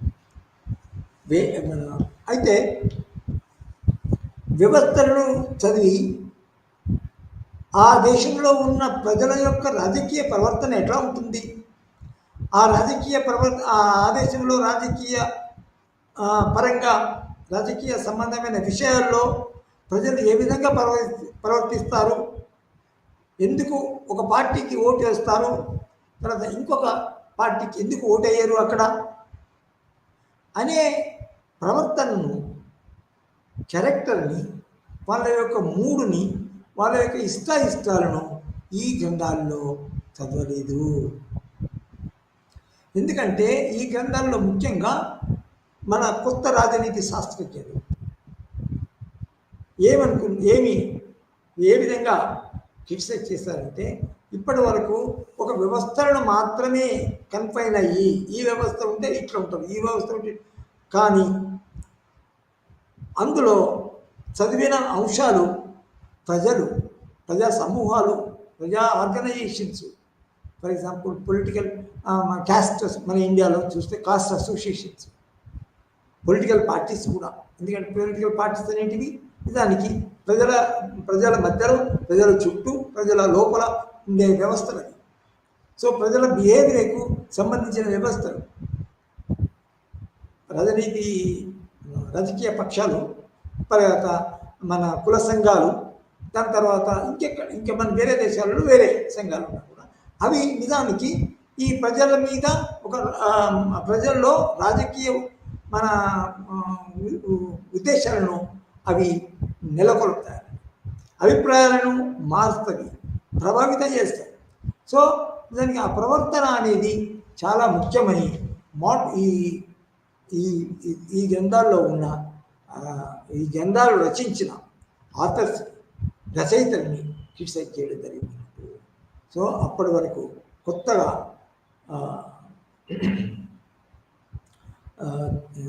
ఒక రకమైన ఉద్యమాన్ని తీసుకురావడం జరిగింది. ఈ ఉద్యమాన్నే నిజానికి బిహేవియరిజం అనేది. బిహేవియరిజం ముఖ్యంగా ఏంటంటే, ఫస్ట్ ఏంటంటే పొలిటికల్ బిహేవియర్ని చదవడం. పొలిటికల్ బిహేవియర్ ముఖ్యంగా ఎవరికి, మన రాజకీయపరమైన మన ప్రవర్తన ఎవరిది ముఖ్యంగా ఇంపార్టెన్స్ ఉంటుంది, ఎవరి ప్రవర్తన ఇంపార్టెంట్ ఉంటుంది, రాజు ఏ విధంగా పరిపాలిస్తున్నాడు, ఎటువంటి వాడు అనడం ఒకటి, రాజు యొక్క బిహేవియర్ ఏంటంటే ఒకటి. ఇంకా దానికంటే ముఖ్యమైనది ప్రజలు ఏ విధంగా ప్రవర్తిస్తున్నారు. ఫర్ ఎగ్జాంపుల్ రాజు ఒక డెసిషన్ తీసుకున్నాడు, లేకపోతే ఒక ప్రెసిడెంట్ లేకపోతే ప్రైమ్ మినిస్టర్ ఒకమైన నిర్ణయాలు తీసుకున్నాడు, దానికి ప్రజలు ఏ విధంగా రియాక్ట్ అవుతారు, దానికి స్పందిస్తారు అనేది కూడా చాలా ముఖ్యమైనది. సో ఈ పాత పద్ధతిలో అది ప్రజల యొక్క స్పందన, పరుల యొక్క అసోసియేషన్స్, పరుల యొక్క విప్లవపరంగా మన ఒక సంస్థను పూర్తిగా చేయడం. ఈ పొలిటికల్ దీన్ని బిహేవియరిజం అని కొత్తగా వచ్చింది. ఇందులో కూడా తులనాత్మక పద్ధతిలో ఉంటారు, ఇందులో కూడా తులనాత్మక పద్ధతి ఉంటుంది. కానీ అది చదివే మన కొత్త అంశాలను వాళ్ళ తులనాత్మక స్టడీలో, కంపేరిటివ్ పాలిటిక్స్లో, తులనాత్మక రాజనీతి అధ్యాయంలో చేర్చుకుంటారు. అదేంటంటే ముఖ్యంగా ఓటింగ్ బిహేవియర్, తర్వాత కాంటెస్ట్ అయిన తర్వాత మనం ఒక ఎమ్మెల్యే ఎట్లా ప్రవర్తిస్తాడు, తర్వాత ఒక ఎంపీ ఎట్లా ప్రవర్తిస్తాడు అనేది మన ఈ కొత్త ఉద్యమంలో ఒక బిహేవియరిజం అనేది దానికి ఒక ఉద్యమంగా వచ్చింది. అందులో ఉండడానికి ముఖ్యమైన వాళ్ళు ఎవరంటే మన గ్రామ్ వాలస్ అనే థింకరు, తర్వాత వచ్చిన ఆల్మండ్ పవల్, తర్వాత కోల్మన్, వీళ్ళు ఈ బిహేవియరిజంని అనుసరించి కొన్ని పుస్తకాలు రాయడం జరిగింది. అందులో ముఖ్యంగా ఏ ప్రభుత్వం ఉంటే ప్రజలు ఆ ప్రభుత్వం యొక్క ట్రెండ్ని బట్టి, క్వాలిటీని బట్టి మన చట్టాలు చేసి అమలు చేసిన పద్ధతిని బట్టి వాళ్ళ యొక్క బిహేవియర్ని మన నిజానికి ప్రదర్శిస్తారు. తర్వాత ఓటింగ్ ఎట్లా ఇస్తారు, తర్వాత నాయకులతో ఏ విధంగా డిమాండ్ చేస్తారు, ఏ విధంగా మన కుల సంఘాలు మరియు మత సంఘాలు, దాని తర్వాత రాజకీయ పక్షాల్లో సభ్యులుగా చేరి ప్రవర్తన చేయడం జరుగుతుంది అనేది ఈ ఆల్మండ్ అండ్ పవల్ తర్వాత పొలిటికల్ డెవలప్మెంట్ అనే గ్రంథం మొదలగు ఇంకా వేరే గ్రంథాలు కూడా రాసి ఆ గ్రంథాల్లో ఈ పొలిటికల్ బిహేవియర్ అనేది సెంటర్గా చేసుకొని వాళ్ళు రిజల్ట్ చేయడం జరిగింది. దీన్నే behaviourist method of politics applied in comparing to politics. So ఇది మనం యాక్చువల్గా ఈనాటి మన సెషన్లో చదువుకున్నాము. ముఖ్యంగా compared to politics, compared to government and politics. Compared to government and politics అని ఎందుకు అన్నామంటే ఇప్పుడు నేర్చుకోవాల్సిన ఈ యొక్క పేపర్ ఇవాళ స్టార్ట్ చేసిన పేపర్ ఏదైతే ఉందో compared to government and politics. Politics అనేది బిహేవియర్కి సంబంధించింది, గవర్నమెంట్ అనేది బట్టి స్టాటిక్, ఒక యాంత్రిక అంటే కదలని డైనమిక్స్ లేని వ్యవస్థ.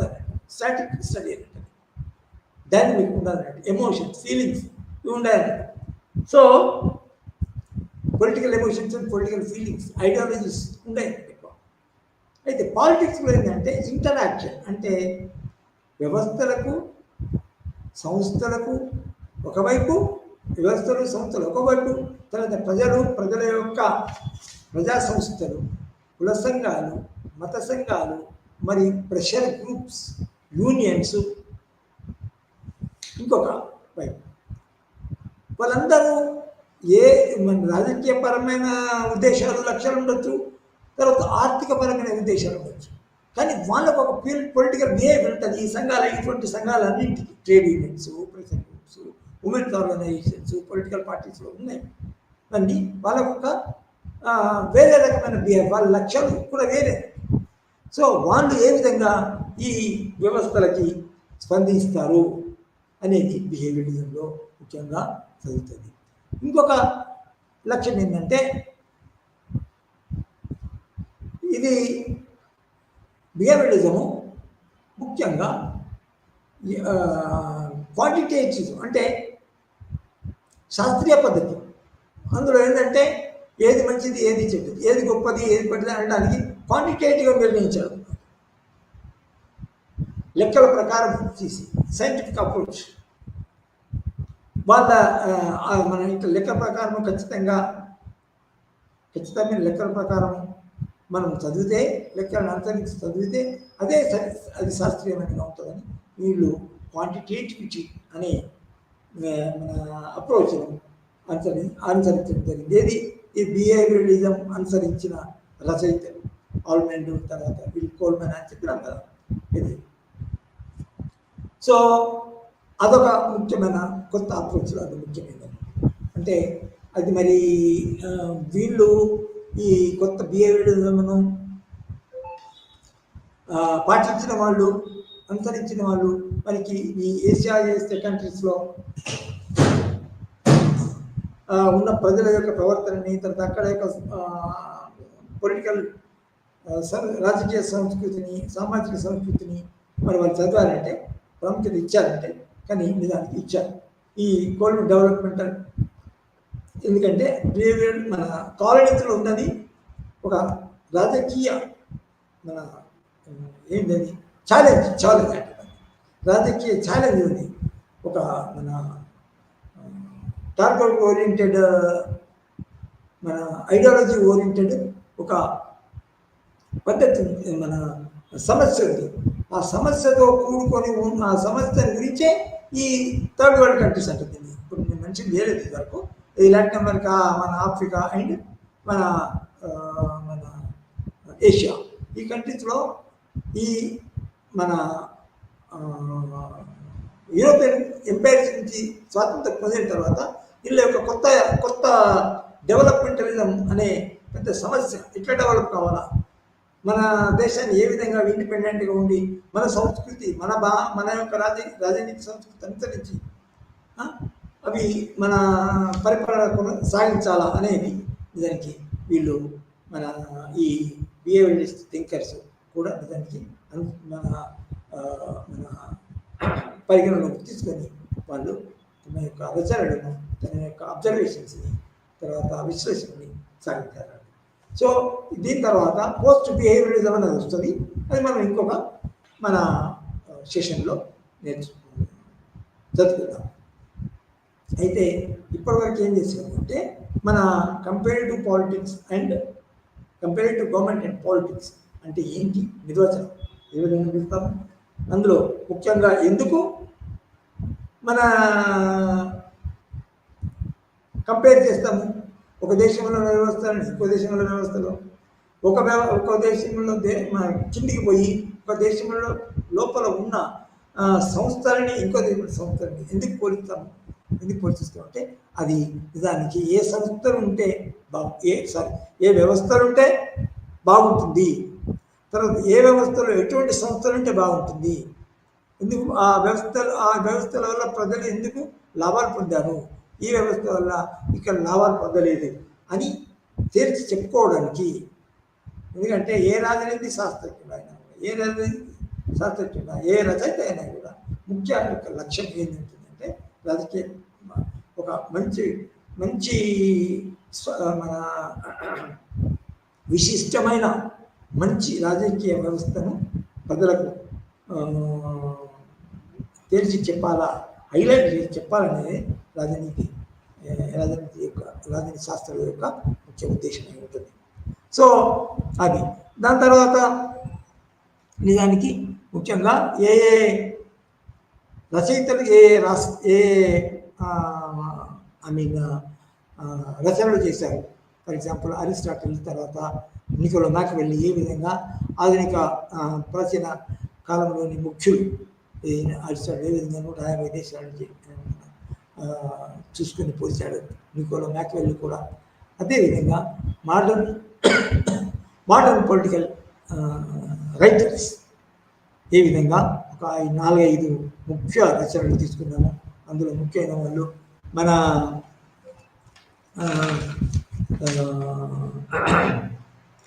జేమ్స్ బ్రైస్, తర్వాత హెర్మన్ ఫైనర్, తర్వాత మన కార్ల్ ఫెడరిక్స్, రాబర్ట్ మైక్రెడిస్ మరియు మోరిస్, చాలా పెద్ద పెద్ద రచయితలు.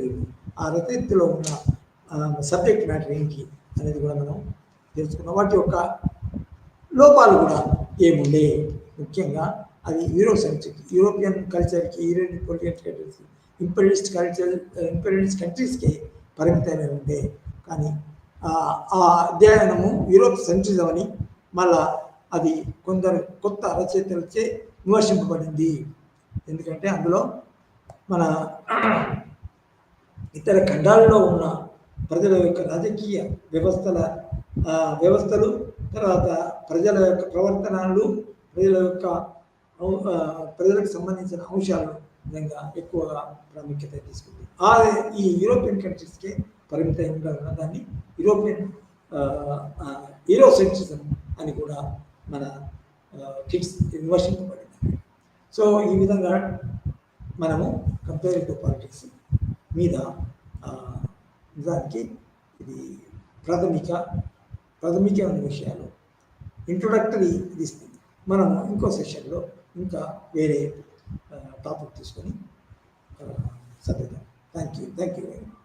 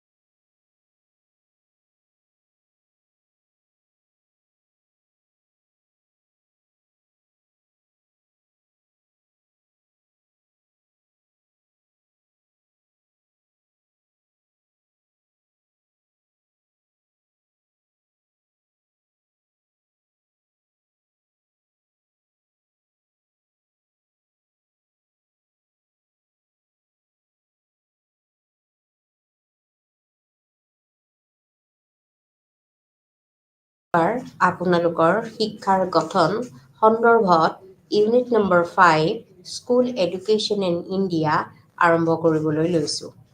ভাৰতীয় শিক্ষা ব্যৱস্থাত আমাৰ যিটো বিদ্যালয় শিক্ষা এইটো এটা গুৰুত্বপূৰ্ণ শিক্ষা ব্যৱস্থা যি আমাৰ প্ৰত্যেকখন আমাৰ ভাৰতবৰ্ষৰ স্বাধীন হোৱাৰ পৰা প্ৰত্যেকখন আমাৰ কমিশ্যনে আমাৰ কি কৰিছে বিদ্যালয় শিক্ষাৰ ওপৰত অৱগত কৰাইছে আৰু ইতিমধ্যে মই 4টা ইউনিটতে আপোনালোকৰ বিদ্যালয় শিক্ষাৰ ওপৰত যথেষ্টখিনি আভাস দি গৈছোঁ। আজিৰ এই পাঠটোত আমাৰ স্কুল এডুকেশ্যন আমাৰ ভাৰতবৰ্ষত কেই প্ৰকাৰত কি ধৰণে আৰু কেনেকুৱা পদ্ধতিত শিকোৱা হয় এই বিষয়ে মই আলোচনা কৰিম। যিহেতু বিদ্যালয় শিক্ষা আমাৰ ভাৰতবৰ্ষৰ প্ৰথম অৱস্থাৰ পৰাই আমাৰ স্বাধীনতা লাভ কৰাৰ পৰাই এক গুৰুত্বপূৰ্ণ স্থান বা অধিকাৰ লাভ কৰি আহিছে, গতিকে ভাৰতবৰ্ষত বিদ্যালয় শিক্ষা অতিকৈ গুৰুত্বপূৰ্ণ দিশ আছে। গতিকে এই সন্দৰ্ভত আমি জানিব পাৰিম যিটো আমাৰ বিদ্যালয় শিক্ষা, এই বিদ্যালয় শিক্ষা সাধাৰণতে আমি বিভিন্ন স্তৰত ভাগ কৰিছোঁ, যে প্ৰাথমিক, মাধ্যমিক আৰু জ্যেষ্ঠ মাধ্যমিকত ভাগ কৰা হৈছে। গতিকে প্ৰাথমিক স্তৰটো হৈছে আমাৰ প্ৰথম স্তৰৰ শিক্ষা ব্যৱস্থা, য'ত সকলো ধৰণৰ শিশুৰ ল'ৰা ছোৱালীয়ে বাধ্যতামূলক শিক্ষা ব্যৱস্থা কৰা হয়। তাৰপিছত আছে মাধ্যমিক পৰ্যায়ৰ শিক্ষা, গতিকে মধ্যম খণ্ডৰ শিক্ষা ব্যৱস্থা। গতিকে মাধ্যমিক পৰ্যায়ৰ শিক্ষা ব্যৱস্থাৰ জৰিয়তে আমাৰ যিটো মধ্যম খণ্ড প্ৰাথমিক বিদ্যালয়ৰ অন্তত আমাৰ ল'ৰা ছোৱালী কি কৰিব পাৰে মাধ্যমিক বিদ্যালয়ত অৱতীৰ্ণ হ'ব পাৰে। ইয়াৰ পৰৱৰ্তী পৰ্যায়ত মাধ্যমিক শিক্ষাৰ চূড়ান্ত পৰীক্ষা দিয়াৰ পিছত অৰ্থাৎ মেট্ৰিক বা HLC পৰীক্ষা অৱতীৰ্ণ হোৱাৰ পিছতে জ্যেষ্ঠ মাধ্যমিকত বা ছিনিয়ৰ ছেকেণ্ডেৰী বিদ্যালয়ত তেওঁলোকে অন্তৰ্ভুক্ত হয়। গতিকে এই ফালৰ পৰা আমাৰ ভাৰতীয় শিক্ষা ব্যৱস্থাৰ বিদ্যালয় শিক্ষাক আমি 3টা ভাগত ভাগ কৰিছোঁ, প্ৰাথমিক, মাধ্যমিক আৰু জ্যেষ্ঠ মাধ্যমিক শিক্ষা ব্যৱস্থাত ভাগ কৰা হৈছে। ইয়াৰ পৰৱৰ্তী পৰ্যায়ত আমাৰ কি হৈছে সময়ে সময়ে ইয়াৰ শিক্ষা ব্যৱস্থাৰ এক বিশাল পৰিৱৰ্তন আমি দেখা পাইছোঁ আৰু এই পৰিৱৰ্তন আমাৰ বৰ্তমান সময়ৰ শিক্ষা ব্যৱস্থাত বিশেষকৈ ৰাষ্ট্ৰীয় শিক্ষানীতি 2020 চনৰ আমাৰ যিখন নতুন শিক্ষানীতি বা ৰাষ্ট্ৰীয় শিক্ষানীতি আহিলে, এই ৰাষ্ট্ৰীয় শিক্ষানীতি আকৌ কি কৰিলে আমাৰ যিটো বিদ্যালয় শিক্ষা এই বিদ্যালয় শিক্ষাৰ এটা নতুন গাঁথনি আনিলে। এই নতুন গাঁথনিটো হৈছে আমাৰ 5+3+3+4 অৰ্থাৎ আমাৰ শিক্ষা ব্যৱস্থা 4 প্ৰকাৰত ভাগ কৰা হ'ল।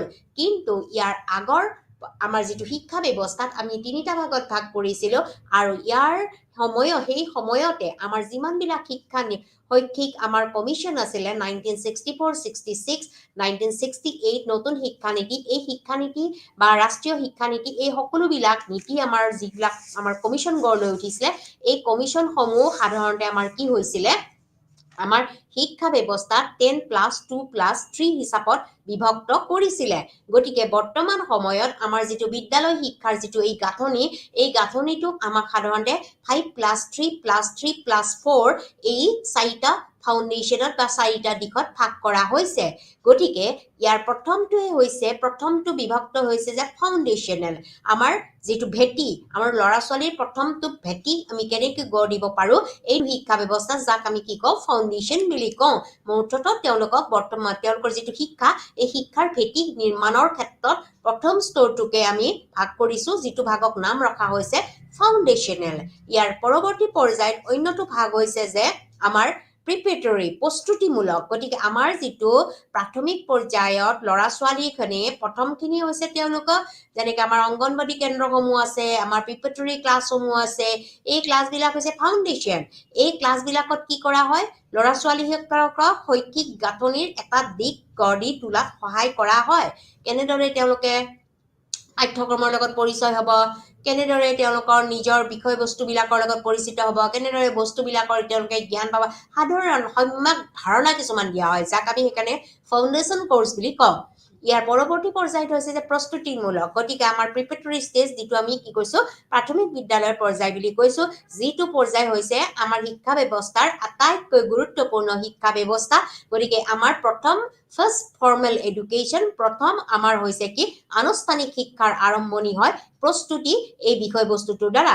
ইয়াৰ পৰৱৰ্তী পৰ্যায়টো হৈছে যে অৰ্থাৎ মাধ্যমিক পৰ্যায়। গতিকে মাধ্যমিক পৰ্যায়টো হৈছে আমাৰ মধ্যম খণ্ডৰ বিষয়বস্তু, যিটো আমি মাধ্যমিক শিক্ষা ব্যৱস্থা হিচাপে আমাৰ ধৰা হয় গতিকে মাধ্যমিক শিক্ষা ব্যৱস্থাই আমাক সাধাৰণতে কি কৰে আমাৰ আমাৰ যিটো মধ্যম খণ্ডৰ অৰ্থাৎ আমাৰ ক্লাছ 5 আপ টু ক্লাছ 10 11 আৰু 12ক আমাৰ সামৰি লোৱা হয় গতিকে এইখিনি হৈছে আমাৰ মাধ্যমিক শিক্ষা ব্যৱস্থা ইয়াৰ পৰৱৰ্তী পৰ্যায়ত হ'ল আমাৰ গৌণ শিক্ষা ব্যৱস্থা গতিকে মাধ্যমিক শিক্ষা ব্যৱস্থাৰ পিছতে আমাৰ কি হ'ব আমাৰ গৌণ শিক্ষা ব্যৱস্থা আৰম্ভ কৰা হ'ব কিন্তু কথাটো হৈছে যে আমাৰ যি এই বিদ্যালয়ৰ যি শিক্ষাৰ গাঁথনি আমাৰ 2020 এই 2020 শিক্ষাৰ গাঁথনিক আমি 3টা প্ৰকাৰৰ 4টা প্ৰকাৰ ভাগ কৰিলো 5 প্লাছ 3 প্লাছ 3 প্লাছ 4 যাক আমি কি কৈছো যে ফাউণ্ডেশ্যনেল প্ৰস্তুতিমূলক মধ্য আৰু গৌণ গতিকে এই যিখিনি আমাৰ শিক্ষা ব্যৱস্থা যিখিনি আমাৰ এই শিক্ষা ব্যৱস্থা আছে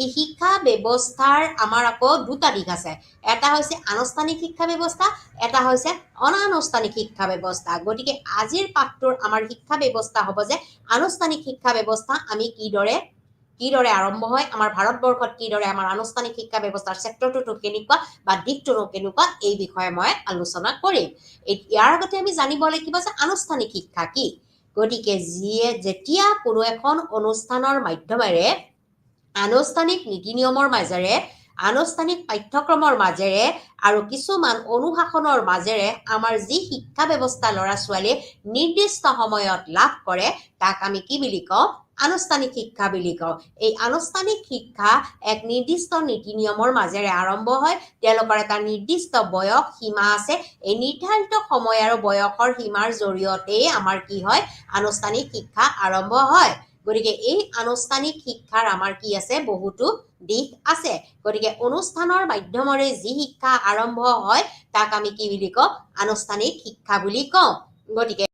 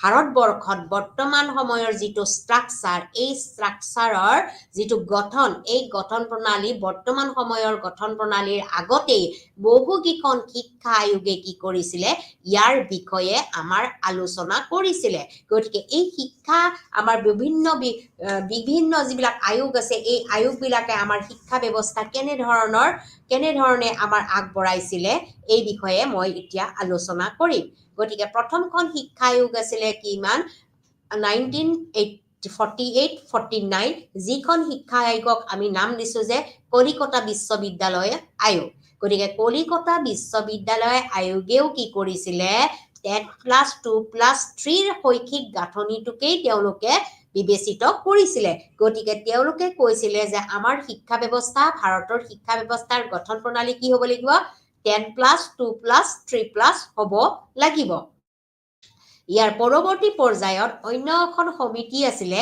যিখন 1952 আৰু 53 ইয়াক উত্থাপিত কৰা হৈছিলে যাক আমি নাম দিছো নৰেন্দ্ৰ দেও কমিটি এই নৰেন্দ্ৰ দেও কমিটিও কৈছিলে যিটো আমাৰ ক্লাছ 12 এই ক্লাছ 12 টো সদায় আমাৰ কি হ'ব লাগিব 9, 10, 11 আৰু 12 টো আমাৰ সদায় উচ্চতৰ মাধ্যমিক বিদ্যালয়ত আমাৰ কি হ'ব লাগিব উপস্থাপন হ'ব লাগিব গতিকে নৰেন্দ্ৰ দেও কমিটিও এটা গুৰুত্বপূৰ্ণ মন্তব্য আগবঢ়াইছিলে যে ক্লাছ 9, 10 আৰু 11 আৰু 12 টো হ'ব লাগিব কি আমাৰ উচ্চতৰ মাধ্যমিক পৰ্যায়ত অৱতীৰ্ণ হ'ব লাগিব ইয়াৰ পৰৱৰ্তী পৰ্যায়ত হৈছে আমাৰ মাধ্যমিক শিক্ষা আয়োগ 1952-53 এইখন হৈছে আমাৰ ভাৰতীয় শিক্ষা ব্যৱস্থাৰ আটাইতকৈ এখন গুৰুত্বপূৰ্ণ শিক্ষা আয়োগ যিখন আয়োগে আমাৰ মাধ্যমিক পৰ্যায়ৰ ল'ৰা ছোৱালীসকলক আগবঢ়াই নিয়াৰ ক্ষেত্ৰত সহায় কৰে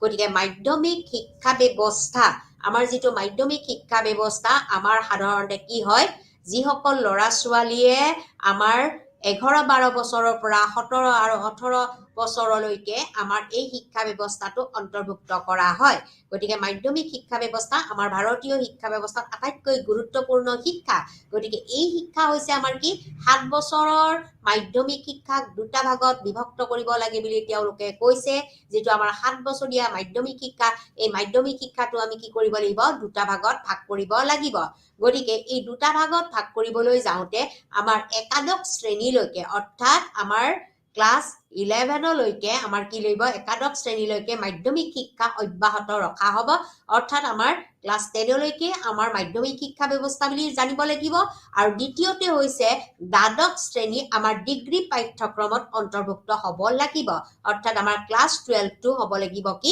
ডিগ্ৰীৰ পাঠ্যক্ৰমৰ লগত আমাৰ এড হ'ব লাগিব বা যোগ হ'ব লাগিব আৰু তেওঁলোকৰ মতে হৈছে আমাৰ 8+3+3 এক নতুন শিক্ষা ব্যৱস্থা আমি প্ৰৱৰ্তন কৰিব লাগিব এইটো হৈছে মাধ্যমিক শিক্ষাৰ গঠন প্ৰণালীৰ মূল আভাস 1952-53 গতিকে 1952 আৰু 53 যিটো গঠন প্ৰণালী এই গঠন প্ৰণালীটোক আমি 7 বছৰৰ মাধ্যমিক শিক্ষাক আমি কি কৰিব লাগিব দুটা ভাগত বিভক্ত কৰিব লাগিব ইয়াৰ পৰৱৰ্তী পৰ্যায়ত আমাৰ একাদশ শ্ৰেণীলৈকে আমাৰ মাধ্যমিক শিক্ষা অব্যাহত ৰখা হ'ব ইয়াৰ পৰৱৰ্তী পৰ্যায়লৈকে আমাৰ দ্বাদশ শ্ৰেণীত ডিগ্ৰী পাঠ্যক্ৰমত যোগ দিব লাগিব ইয়াৰ পৰৱৰ্তী পৰ্যায়ত আমাৰ 8+3+3 এক নতুন শিক্ষা প্ৰৱৰ্তন কৰিব লাগিব বুলি আমাৰ মাধ্যমিক শিক্ষা আয়োগৰ 1952-53 এখন গুৰুত্বপূৰ্ণ আয়োগে এইকেইটা মন্তব্য আমাৰ আগবঢ়াইছিলে ইয়াৰ পৰৱৰ্তী পৰ্যায়ত অন্য এখন গুৰুত্বপূৰ্ণ শিক্ষা আয়োগ যিখন শিক্ষা আয়োগক আমি জাতীয় শিক্ষা আয়োগ 1966 কোঠাৰী আয়োগ বুলি আমি ঘোষণা কৰো আমাৰ ভাৰতীয় শিক্ষা ব্যৱস্থাত ভাৰতীয় শিক্ষাৰ ইতিহাসত এইখন আমাৰ আয়োগ আটাইতকৈ গুৰুত্বপূৰ্ণ শিক্ষা আয়োগ যিয়ে পোন প্ৰথমবাৰৰ বাবে আমাৰ ভাৰতীয় বিদ্যালয়সমূহৰ গঠন প্ৰণালীৰ এটা গুৰুত্বপূৰ্ণ আভাস আমাক ইতিমধ্যে দি থৈছে গতিকে এই শিক্ষা আয়োগখনৰ মতে আমাৰ দেশত যি এক অভিন্ন শৈক্ষিক গাঁথনি আমাৰ দেশৰ যি শিক্ষা ব্যৱস্থা যিটো এক অভিন্ন শৈক্ষিক গাঁথনি অৰ্থাৎ 10+2+3 যিটো শৈক্ষিক গাঁথনি এই গাঁথনি আমি গুৰুত্বপূৰ্ণ সহকাৰে কি কৰিব লাগিব আমি ল'ব লাগিব আৰু এইখন আয়োগৰ মতে আমাৰ প্ৰাথমিক শিক্ষা ব্যৱস্থা 7 বছৰৰ পৰা 8 বছৰৰ হ'ব লাগিব 7ৰ পৰা 8 বছৰৰ হ'ব লাগিব ইয়াৰ পৰৱৰ্তী পৰ্যায়ত 3 বছৰৰ বৃত্তিমূলক শিক্ষা থাকিব লাগিব এইখন আয়োগৰ মতে আমাৰ এটা ভকেশনাল এডুকেশ্যন থাকিব লাগিব অৰ্থাৎ বৃত্তিমূলক শিক্ষা থাকিব লাগিব 3 বছৰীয়া বৃত্তিমূলক শিক্ষা থাকিব লাগিব ইয়াৰ উপৰিও এই আয়োগখনে কি কৰিছিলে আমাৰ যি ৰাষ্ট্ৰীয় শিক্ষা নীতি 1974ৰ যিখন 79ৰ যিখন খচৰা এই খচৰাখনৰ বিষয়েও ইতিমধ্যে তেওঁলোকে নতুন এটা সিদ্ধান্ত লৈছিলে ইয়াৰ পৰৱৰ্তী পৰ্যায়ত আমাৰ 10+2+3 ৰ পৰিৱৰ্তে আমাৰ 8+4+3 আমাৰ শিক্ষা ব্যৱস্থাৰ কথা তেওঁলোকে ঘোষণা কৰিছিলে গতিকে আমাৰ শিক্ষা ব্যৱস্থাটো কি হ'ব লাগিব 10+2+3 গতিকে 10+2+3 ইতিমধ্যে আগৰ যিখন আয়োগ এই আয়োগখনে কৈছিলে আমাৰ শিক্ষা ব্যৱস্থা কি হ'ব লাগিব 8+4+3 ইয়াৰ পৰিৱৰ্তে আমি কৰিব লাগিব কি 10+2+3 ইয়াৰ পৰৱৰ্তী পৰ্যায়ত অন্য এটা গুৰুত্বপূৰ্ণ তেওঁলোকে পৰামৰ্শ আগবঢ়াইছিলে যে বাধ্যতামূলক প্ৰাথমিক শিক্ষাৰ 4 বছৰ আৰু মাধ্যমিক শিক্ষাৰ 4 বছৰ যাক সাধাৰণ আৰু বৃত্তিমূলক দিশ থাকিব লাগিব গতিকে আমাৰ যিটো বাধ্যতামূলক প্ৰাথমিক শিক্ষা যিটো 4 বছৰ আৰু যিটো মাধ্যমিক শিক্ষা যিটো 4 বছৰ থাকিব তাক আমি সাধাৰণ আৰু বৃত্তিমূলক আমি দুটা ভাগত ভাগ কৰিব লাগিব গতিকে আমাৰ ভাৰতীয় শিক্ষা ব্যৱস্থাৰ যিখন 1964 আৰু 66 আমাৰ যিখন এইখন শিক্ষা আয়োগ এই শিক্ষা আয়োগে আমাৰ ভাৰতীয় শিক্ষা ব্যৱস্থাৰ গঠন প্ৰণালীৰ ইতিহাসত এক গুৰুত্বপূৰ্ণ ভূমিকা ইতিমধ্যে তেওঁলোকে দখল কৰিছে গতিকে এই ক্ষেত্ৰত তেওঁলোকৰ যিটো শৈক্ষিক গাঁথনি এইটো শৈক্ষিক গাঁথনি তেওঁলোকে কৈছিলে যে 10+2+3 আমাৰ গাঁথনি হ'ব লাগিব যে প্ৰাথমিক শিক্ষা 7 বছৰৰ পৰা 4 বছৰৰ ভিতৰত হ'ব লাগিব ইয়াৰ উপৰিও আমাৰ যিটো 3 বছৰৰ এই 3 বছৰৰ আমাৰ আকৌ কি থাকিব লাগিব বৃত্তিমূলক শিক্ষা ব্যৱস্থা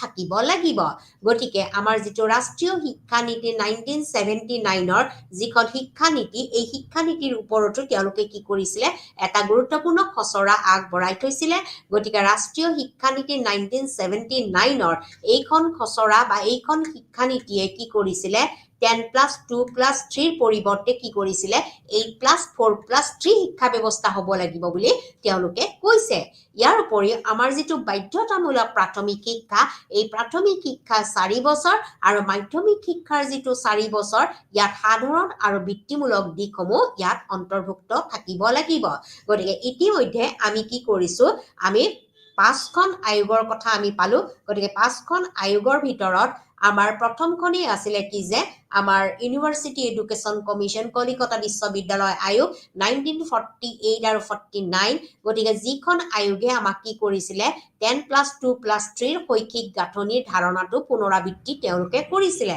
ইয়াৰ পৰৱৰ্তী পৰ্যায়ত হৈছে নৰেন্দ্ৰ দেও সমিতি যাক আমি 1952 আৰু 53 গতিকে 1952 আৰু 53 নৰেন্দ্ৰ দেও সমিতিয়ে কি কৰিছিলে দ্বাদশ শ্ৰেণীৰ স্নাতক পাঠ্যক্ৰমত যোগ দিব দিছিলে মাধ্যমিক শিক্ষা আয়োগৰ 1952 আৰু 53 তেওঁলোকে অন্তৰ্ভুক্ত হ'বলৈ দিছিলে ইয়াৰ পৰৱৰ্তী পৰ্যায়ত কি কৰিছিলে যে 7 বছৰৰ যিটো মাধ্যমিক শিক্ষাক দুটা ভাগত বিভক্ত কৰিব লাগে বুলি কৈছিলে এটা হৈছে একাদশ শ্ৰেণীলৈকে মাধ্যমিক শিক্ষা অব্যাহত ৰখা হ'ব বুলি কৈছিলে আৰু তাৰ পৰৱৰ্তী পৰ্যায়ত দ্বাদশ শ্ৰেণী ডিগ্ৰী পাঠ্যক্ৰমত যোগ দিব লাগিব বুলি কৈছিলে ইয়াৰ গতিকে তেওঁলোকৰ যিটো শিক্ষা ব্যৱস্থা এই শিক্ষা ব্যৱস্থাত আমাৰ কি কৰা হৈছিলে 8+3+3 এক নতুন শিক্ষা প্ৰৱৰ্তন কৰিব দিছিলে গতিকে ইয়াৰ পৰৱৰ্তী পৰ্যায়তে আমাৰ শিক্ষা আয়োগ 1964 আৰু 66 যিটো আমাৰ কঠোৰ আয়োগ বুলি কোৱা হয় বা জাতীয় শিক্ষা আয়োগ এই জাতীয় শিক্ষা আয়োগেও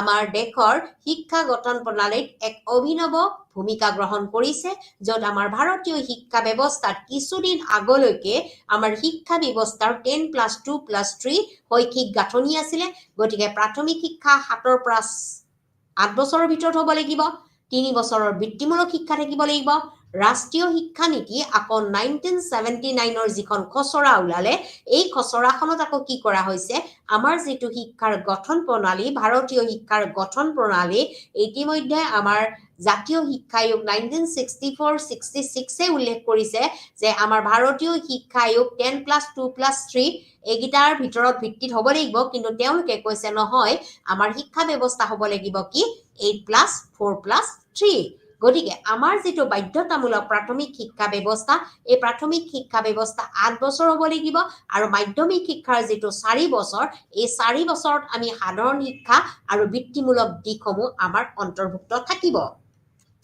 গতিকে ইয়াৰ পৰৱৰ্তী পৰ্যায়ত আহিল আমাৰ ভাৰতবৰ্ষৰ ইতিহাসত বৰ্তমানৰ আমাৰ শিক্ষাৰ বিভিন্ন পৰিস্থিতি নতুনত্ব আৰু নতুন বিষয়বস্তুলৈকে আমাৰ ভাৰতৰ আমাৰ সংসদত যিখন নতুন এখন শিক্ষা নীতি ঘোষণা হ'ল 2020 চনত গতিকে যেখনক আমি কৈছো যে জাতীয় শিক্ষা নীতি 2020 যিটো ভাৰতীয় শিক্ষা ব্যৱস্থাত এক পুনৰা নতুন বস্তুত আমাৰ কি আলোড়নৰ সৃষ্টি কৰিছে নতুন বিষয়েৰে নতুন সৃষ্টিৰে আমাৰ ভাৰতীয় শিক্ষা ব্যৱস্থাত নতুন নতুন দিশসমূহ আনি পেলাই আমাৰ সম্পূৰ্ণ শিক্ষা ব্যৱস্থাটো বৰ্তমান গোলকীয় বিশ্বায়ন যুগৰ লগত মিলাকৈ আমাৰ এইখন কি কৰা হৈছে পলিচি বা আয়োগ উলিওৱা হৈছে যিখন আয়োগে আমাৰ ভাৰতৰ বৰ্তমানৰ পৰা আদি কৰি ভৱিষ্যতলৈ আমাৰ শিক্ষা ব্যৱস্থাত এক ইতিহাস নিশ্চয় ৰচনা কৰিব পাৰিব গতিকে আমাৰ যিখন জাতীয় শিক্ষা নীতি 2020 যিখন ভাৰতীয় শিক্ষা ব্যৱস্থাত আটাইতকৈ গুৰুত্বপূৰ্ণ স্থান লাভ কৰিব হয়তো ভৱিষ্যতে গতিকে বৰ্তমান সময়ৰ আমাৰ এই শিক্ষা ব্যৱস্থাই আমাৰ ভাৰতবৰ্ষৰ গুটি চুকে কোনে আমাৰ প্ৰাথমিক বিদ্যালয়ৰ পৰা আৰম্ভ কৰি মাধ্যমিক বিদ্যালয়ৰ পৰা আৰম্ভ কৰি উচ্চ মাধ্যমিকৰ পৰা আৰম্ভ কৰি আমাৰ উচ্চ শিক্ষালৈকে এক নতুন আলোড়নৰ সৃষ্টি কৰিছে যত বিজ্ঞান প্ৰযুক্তিবিদ্যাৰ পৰা কলাৰ পৰা আমাৰ বাণিজ্য সকলো বিষয়ৰ কোনো ধৰণৰ আমাৰ কি নাথাকিব ইয়াত কোনো সেপাৰেশন নাথাকিব প্ৰত্যেকটো বিষয়বস্তু সামৰি লৈয়ে আমাৰ কি কৰা হৈছে আমাৰ শৈক্ষিক প্ৰণালী বা আমাৰ স্কুল পৰ্যায়ৰ পৰা আৰম্ভ কৰি সকলোৰে গঠন প্ৰণালীৰ এক নতুনত্ব আভাস দিয়া আমি দেখিবলৈ পাইছো গতিকে এইখন পলিচিৰ মতে 2020 ৰ পলিচিৰ মতে আমাৰ শৈক্ষিক গাঁথনি হ'ব লাগিব কি 5+3+3+4 এইটো হ'ব লাগিব আমাৰ নতুন শিক্ষা নীতি ইয়াৰ পৰৱৰ্তী পৰ্যায়ত তেওঁলোকে কৈছে আমাৰ প্ৰাক প্ৰাথমিক বিদ্যালয় হ'ব লাগিব কিমান বছৰৰ 3 বছৰৰ হ'ব লাগিব 3 বছৰৰ আমাৰ প্ৰাক প্ৰাথমিক বিদ্যালয়ৰ ব্যৱস্থা হ'ব লাগিব আৰু আমাৰ যেটো এই প্ৰাক প্ৰাথমিক বিদ্যালয়ৰ যেটো স্তৰ তাত হৈছে আমাৰ 2 বছৰ 2 নম্বৰ স্তৰটো হৈছে 3 বছৰ যাক প্ৰস্তুতি পৰ্যায় বুলি কোৱা হয় অৰ্থাৎ আমি এইখিনি সময়ত ল'ৰা ছোৱালী সকলক আনুষ্ঠানিকভাৱে নহলেও আনুষ্ঠানিক যদিও তেওঁলোকক আনুষ্ঠানিকভাৱে সম্পূৰ্ণৰূপে পাঠ্যক্ৰমৰ মাজলৈ ঠেলি দিয়া নহব জাস্ট মাত্ৰ তেওঁলোকক প্ৰস্তুত কৰি তোলা হ'ব তেওঁলোকক বিষয়বস্তুৰ লগত পৰিচয় কৰাই দিয়াটোৱে হৈছে আমাৰ স্তৰটোৰ মূল লক্ষ্য যে 3 বছৰৰ ল'ৰা ছোৱালীখিনিক সাধাৰণতে আমি কি কৰি তুলিব লাগিব প্ৰস্তুত কৰি তুলিব লাগিব তেওঁলোকে পৰৱৰ্তী সময়ত তেওঁলোকে প্ৰাথমিক পৰ্যায়ৰ শিক্ষা ব্যৱস্থা যিটো আনুষ্ঠানিক শিক্ষাৰ শুভাৰম্ভণি এই আৰম্ভণিৰ বাবে তেওঁলোকক প্ৰাথমিক পৰ্যায়ত কি কৰা হ'ব প্ৰস্তুত কৰি তোলাটো তেওঁলোকৰ বাঞ্ছনীয় হ'ব ইয়াৰ পৰৱৰ্তী পৰ্যায়ত হৈছে যে স্তৰ 3 গতিকে স্তৰ 3 টোক হৈছে আমি মাধ্যমিক পৰ্যায় বুলি কওঁ অৰ্থাৎ ক্লাছ 6 7 8 বুলি কোৱা হয় আমি যেটো স্তৰ 3 এই স্তৰ 3 আমাৰ কি কৰা হৈছে 2020 যিখন নতুন শিক্ষানীতি এই শিক্ষানীতিৰ মতে আমি ক্লাছ 6 7 আৰু 8 বুলি ক'ব লাগিব ইয়াৰ পৰৱৰ্তী পৰ্যায়ত হৈছে স্তৰ 4 গতিকে স্তৰ 4ক আকৌ কি কৰা হৈছে মাধ্যমিক বুলি কোৱা হৈছে যত নৱমৰ পৰা দশম শ্ৰেণী অন্তৰ্ভুক্ত কৰা থাকিব গতিকে মাধ্যমিক পৰ্যায়ত কি কৰা হ'ব নৱমৰ পৰা দশম শ্ৰেণীলৈকে অন্তৰ্ভুক্ত কৰা থাকিব গতিকে তেওঁলোকৰ শিক্ষা ব্যৱস্থা হ'ব লাগিব কি নৱম দশম গতিকে একাদশ আৰু দ্বাদশ এই 4টা শ্ৰেণী হ'ব আমাৰ কি মাধ্যমিক উচ্চতৰ মাধ্যমিক পৰ্যায় বুলি আমি ঘোষণা কৰিম গতিকে আমাৰ ভাৰতীয় শিক্ষা ব্যৱস্থাত যি জাতীয় শিক্ষানীতি 2020 এইখন এখন গুৰুত্বপূৰ্ণ শিক্ষানীতি যিখন শিক্ষানীতিয়ে আমাৰ বৰ্তমানৰ শিক্ষা ব্যৱস্থাত এক নতুন আলোড়নৰ সৃষ্টি কৰিছে নতুন নতুন বিষয়সমূহ ইয়াত সংলগ্ন কৰা হৈছে নতুন নতুন দৃষ্টিভংগী আৰু নতুন নতুন বিষয়েৰে আমাৰ এই শিক্ষানীতিখন আৰম্ভ কৰা হৈছে য'ত কোনো ধৰণৰ কি নাথাকিব বিক্ষমতা নাথাকিব য'ত কোনো বিজ্ঞান বুলি কোনো কলা বুলি বা কোনো বাণিজ্য বুলি বিষয়সমূহ ইয়াত অন্তৰ্ভুক্ত নহব গতিকে এইখন যিখন শিক্ষানীতি এই শিক্ষানীতিখনক আমি আকৌ কি কৰিছো নিম্নলিখিত ধৰণে আমি আলোচনা কৰিব পাৰো গতিকে তেওঁলোকে কৈছে যে এই শিক্ষা ব্যৱস্থাটো আমি কি কৰিব লাগিব 5+3+3+4 আমাৰ শৈক্ষিক গাঁথনি হ'ব লাগিব আৰু প্ৰাক প্ৰাথমিক বিদ্যালয় 3 বছৰৰ হ'ব লাগিব ষ্টৰ 2টো হৈছে আমাৰ যেটো 3 বছৰৰ যাক আমি প্ৰস্তুতি পৰ্যায় বুলি কওঁ ইয়াক আমি প্ৰস্তুতি পৰ্যায় হিচাপে আমি ধৰিব লাগিব তাৰ পিছত ষ্টৰ 3 যাক আমি কি বুলি কওঁ ক্লাছ 6 7 আৰু 8 বুলি কওঁ আটাইতকৈ গুৰুত্বপূৰ্ণ দিশ হৈছে আমি ষ্টৰ 3 টোক আমি মাধ্যমিক পৰ্যায় যাক আমি ক্লাছ 6 7 আৰু 8 বুলি ক'ব লাগিব আৰু ষ্টৰ 4 যাক আমি মাধ্যমিক পৰ্যায় বুলি কৈছো য'ত নৱম দশম একাদশ আৰু দ্বাদশ শ্ৰেণী অন্তৰ্ভুক্ত থাকিব গতিকে আমাৰ ভাৰতীয় শিক্ষা ব্যৱস্থাৰ আমি উপৰোক্ত যিমানবিলাক আমি শিক্ষা আয়োগৰ বিষয়ে আলোচনা কৰিলো আৰু শিক্ষা আয়োগসমূহে বিভিন্ন ধৰণে আমাৰ কি কৰিছে বিদ্যালয়সমূহৰ গঠন প্ৰণালী আগবঢ়াইছে বিশেষকৈ আমাৰ আনুষ্ঠানিক শিক্ষা ব্যৱস্থাত নিম্নলিখিত ধৰণে আমাৰ কি কৰিছে বিষয়সমূহ আমাৰ আগবঢ়াই থৈ গৈছে এতিয়া প্ৰশ্ন হ'ল যে আমাৰ যিখিনি মানে আমাৰ যিখিনি গঠন প্ৰণালী এই গঠন প্ৰণালীৰ যিটো দিশ এই গঠন প্ৰণালীৰ দিশটো আকৌ কি হৈছিলে 1976 42তম সংশোধনী কৰা হৈছিল আমাৰ সংবিধানখন কি কৰা হৈছিল সংশোধনী কৰা হৈছিল এই সংশোধনীৰ ফলস্বৰূপে আমাৰ শিক্ষাৰ দায়িত্বসমূহ আকৌ কি কৰা হৈছিল ভাগ কৰা হৈছিল আমাৰ শিক্ষাৰ দায়িত্বসমূহ কিছুমান কেন্দ্ৰীয় চৰকাৰে লৈছিল আৰু কিছুমান ৰাজ্যিক চৰকাৰে লৈছিল আমি যিসমূহ আয়োগ ইতিমধ্যে আপোনালোকৰ লগত আলোচনা কৰিলো যে বিদ্যালয়ৰ আমাৰ গঠন প্ৰণালী কেনেকুৱা হ'ব বিদ্যালয়সমূহৰ গঠন প্ৰণালী কেনেকুৱা হ'ব ভাৰতীয় শিক্ষা ব্যৱস্থাত যিসমূহ আলোচনা কৰিলো এই গঠন প্ৰণালীসমূহৰ দিশত যে আমাৰ দায়িত্ববিলাক কেনেকুৱা ধৰণৰ হ'ব লাগিব এই বিষয়ে আকৌ কি কৰা হৈছিল 1976 আমাৰ 42তম সংশোধনী হৈছিল যে আমাৰ যেটো বিদ্যালয়ৰ গঠন প্ৰণালী ইয়াত কেন্দ্ৰীয় চৰকাৰ আৰু ৰাজ্যিক চৰকাৰে দুজন চৰকাৰে কি কৰিব লাগিব ভাগ কৰি ল'ব লাগিব যাতে শিক্ষাৰ গুণগত দিশটো আগবঢ়াই নিব পাৰো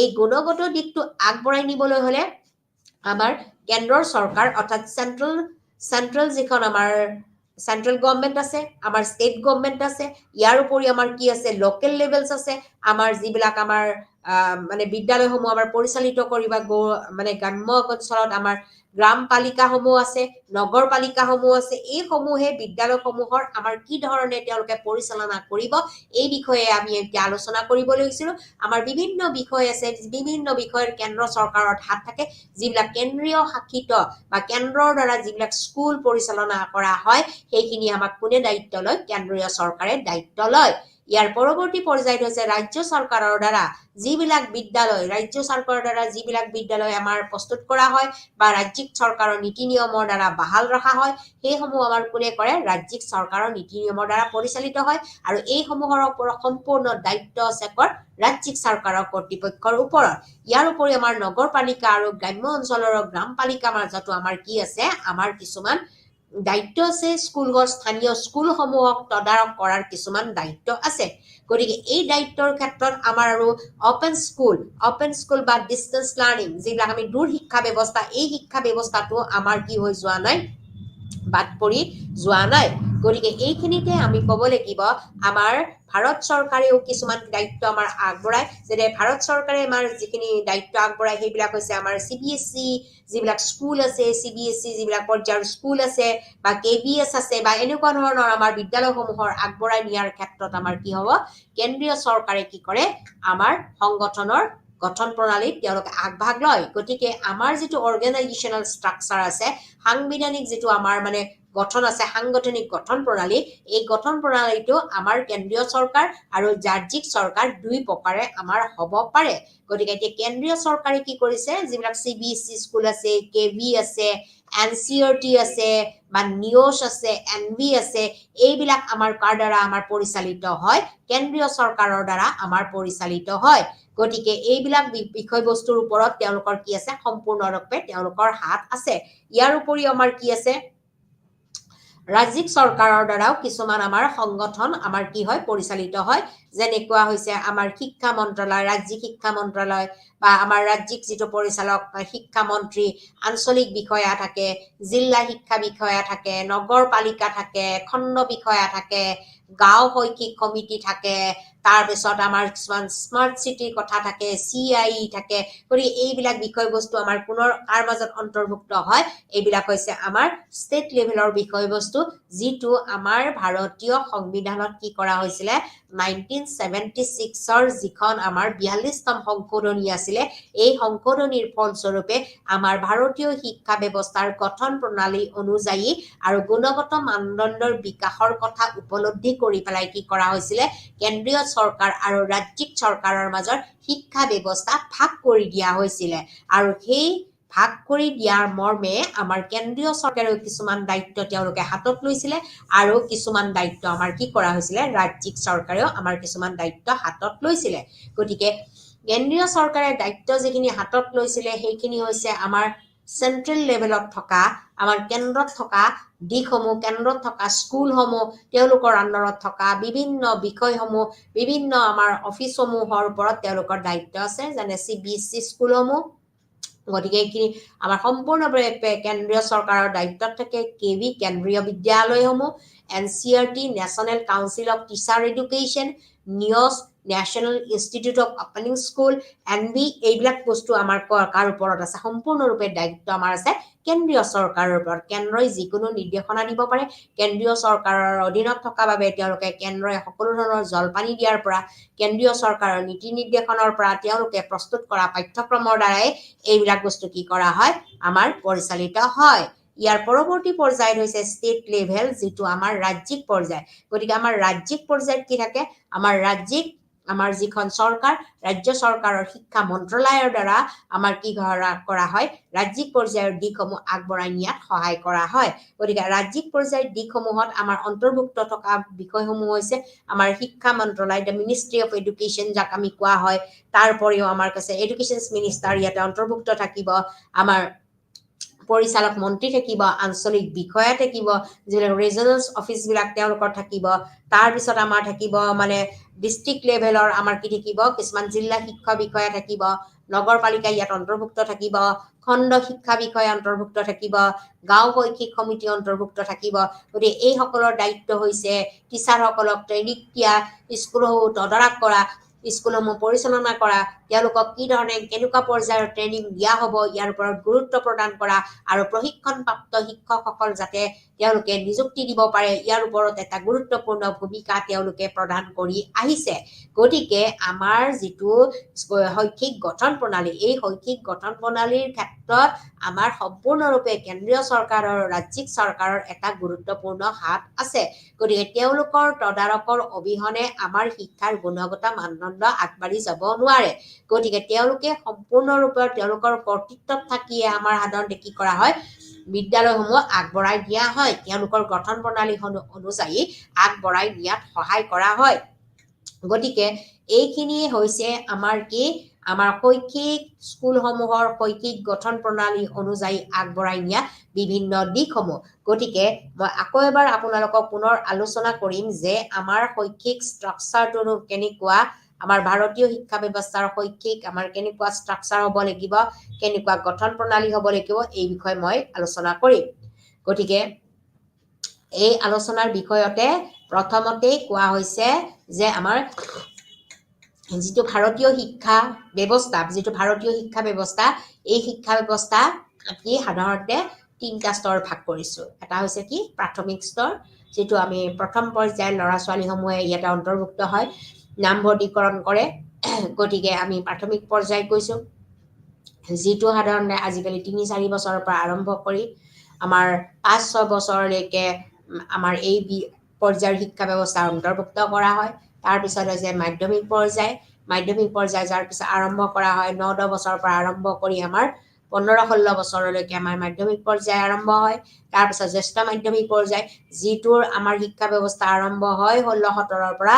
18-19 ভিতৰত আমাৰ জ্যেষ্ঠ মাধ্যমিক বিদ্যালয় আমাৰ কি কৰা হয় ভাগ কৰা হয় কিন্তু আমাৰ এইখিনি হৈছে প্ৰাৰম্ভিক আমাৰ ভাগ যিটো আমাৰ ভাৰতীয় শিক্ষা ব্যৱস্থাৰ গঠন প্ৰণালী কিন্তু বৰ্তমান সময়ত আমাৰ যিখন ৰাষ্ট্ৰীয় শিক্ষানীতি আহি পৰিলে 2020 যিটো আমাৰ ভাৰতীয় ইতিহাসত নিশ্চয় তেওঁলোকে এক উল্লেখযোগ্য পদক্ষেপ হাতত ল'ব আৰু চিৰস্মৰণীয় হৈ ৰ'ব কাৰণ তেওঁলোকে যিটো পদক্ষেপেৰে আমাৰ বিদ্যালয়ৰ সম্পূৰ্ণৰূপে শৈক্ষিক গাঁথনিটো কি কৰিলে পৰিৱৰ্তন কৰিলে গতিকে এই যিটো শৈক্ষিক গাঁথনি পৰিৱৰ্তন কৰিলে এই গাঁথনিসমূহ আমাৰ সাধাৰণতে ভাগ কৰিলে তেওঁলোকে কেইটা পৰ্যায়ত 5+3+3+4 গতিকে এই যি 5+3+3+4 ইয়াক আকৌ তেওঁলোকে 3টা পৰ্যায়ত 4টা পৰ্যায়ত ভাগ কৰিলে ফাউণ্ডেশ্যনেল প্ৰস্তুতিমূলক আৰু মাধ্যমিকমূলক আৰু গৌণমূলক এই গোটেইখিনি লগ লাগিয়ে আমাৰ কি কৰা হৈছে ৰাষ্ট্ৰীয় শিক্ষানীতি 2020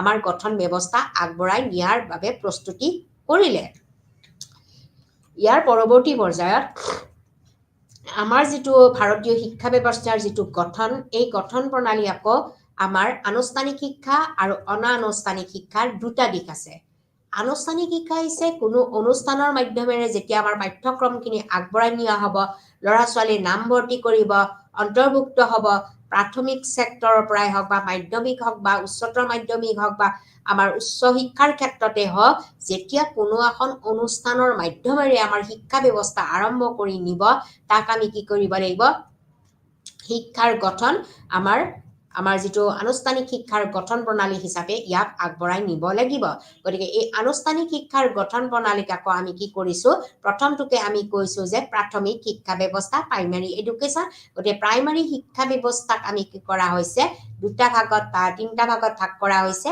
যে প্ৰাক প্ৰাথমিক বিদ্যালয় প্ৰাথমিক বিদ্যালয় আৰু উচ্চ প্ৰাথমিক বিদ্যালয় প্ৰাক প্ৰাথমিক বিদ্যালয় বুলি ক'লে আপোনালোকে নিশ্চয় অৱগত আমাৰ কিছুমান অংগনবাদী কেন্দ্ৰ আছে আমাৰ প্ৰিপাৰেটৰী স্কুল আছে কিডজি স্কুল আছে যিসমূহক ছাত্ৰ ছাত্ৰীৰ নামভৰ্তিকৰণ 2.5 বছৰ 3 বছৰ পৰা আৰম্ভ কৰি 3-4 বছৰলৈকে এই পাঠ্যক্ৰমত অন্তৰ্ভুক্ত হ'ব পাৰে গতিকে প্ৰাক প্ৰাথমিক পৰ্যায়টো হৈছে তেওঁলোকক পৰিচয় কৰাই দিয়া প্ৰাথমিক দিশটোৰ বিষয়ে পৰিচয় কৰাই দিয়া যে কেনেকুৱা পাঠ্যক্ৰম হ'ব তেওঁলোকে কেনেকৈ সংখ্যা বা নাম্বাৰিং গণনা কৰিব লাগিব ৰিডিং ৰাইটিং আৰু এৰিথমেটিক লিখা পঢ়া কেনেকৈ কৰিব লাগিব নেওতা এখন কেনেকৈ মুখস্থ কৰিব লাগিব আখৰৰ লগত লেটাৰ্ছৰ লগত কেনেকৈ ইন্ট্ৰডিউচ হ'ব লাগিব যিবিলাক আখৰ থাকে চিহ্ন থাকে এইবিলাক কেনেকৈ ইন্ট্ৰডিউচ হ'ব পাৰিব বিভিন্ন বস্তুৰ লগত তেওঁ যিটো ৱাটাৰ বটল লৈ আহিব এইটো কেনেকৈ লৈ আহিব কেনেকৈ টিফিনটো খাব কেনেকৈ হাতখন মুচিব এই বিভিন্ন বিষয়ৰ লগত আমাৰ কি কৰা হয় প্ৰাক প্ৰাথমিক পৰ্যায়ত ল'ৰা ছোৱালীক আমাৰ পৰিচয় কৰাই দিয়া হয়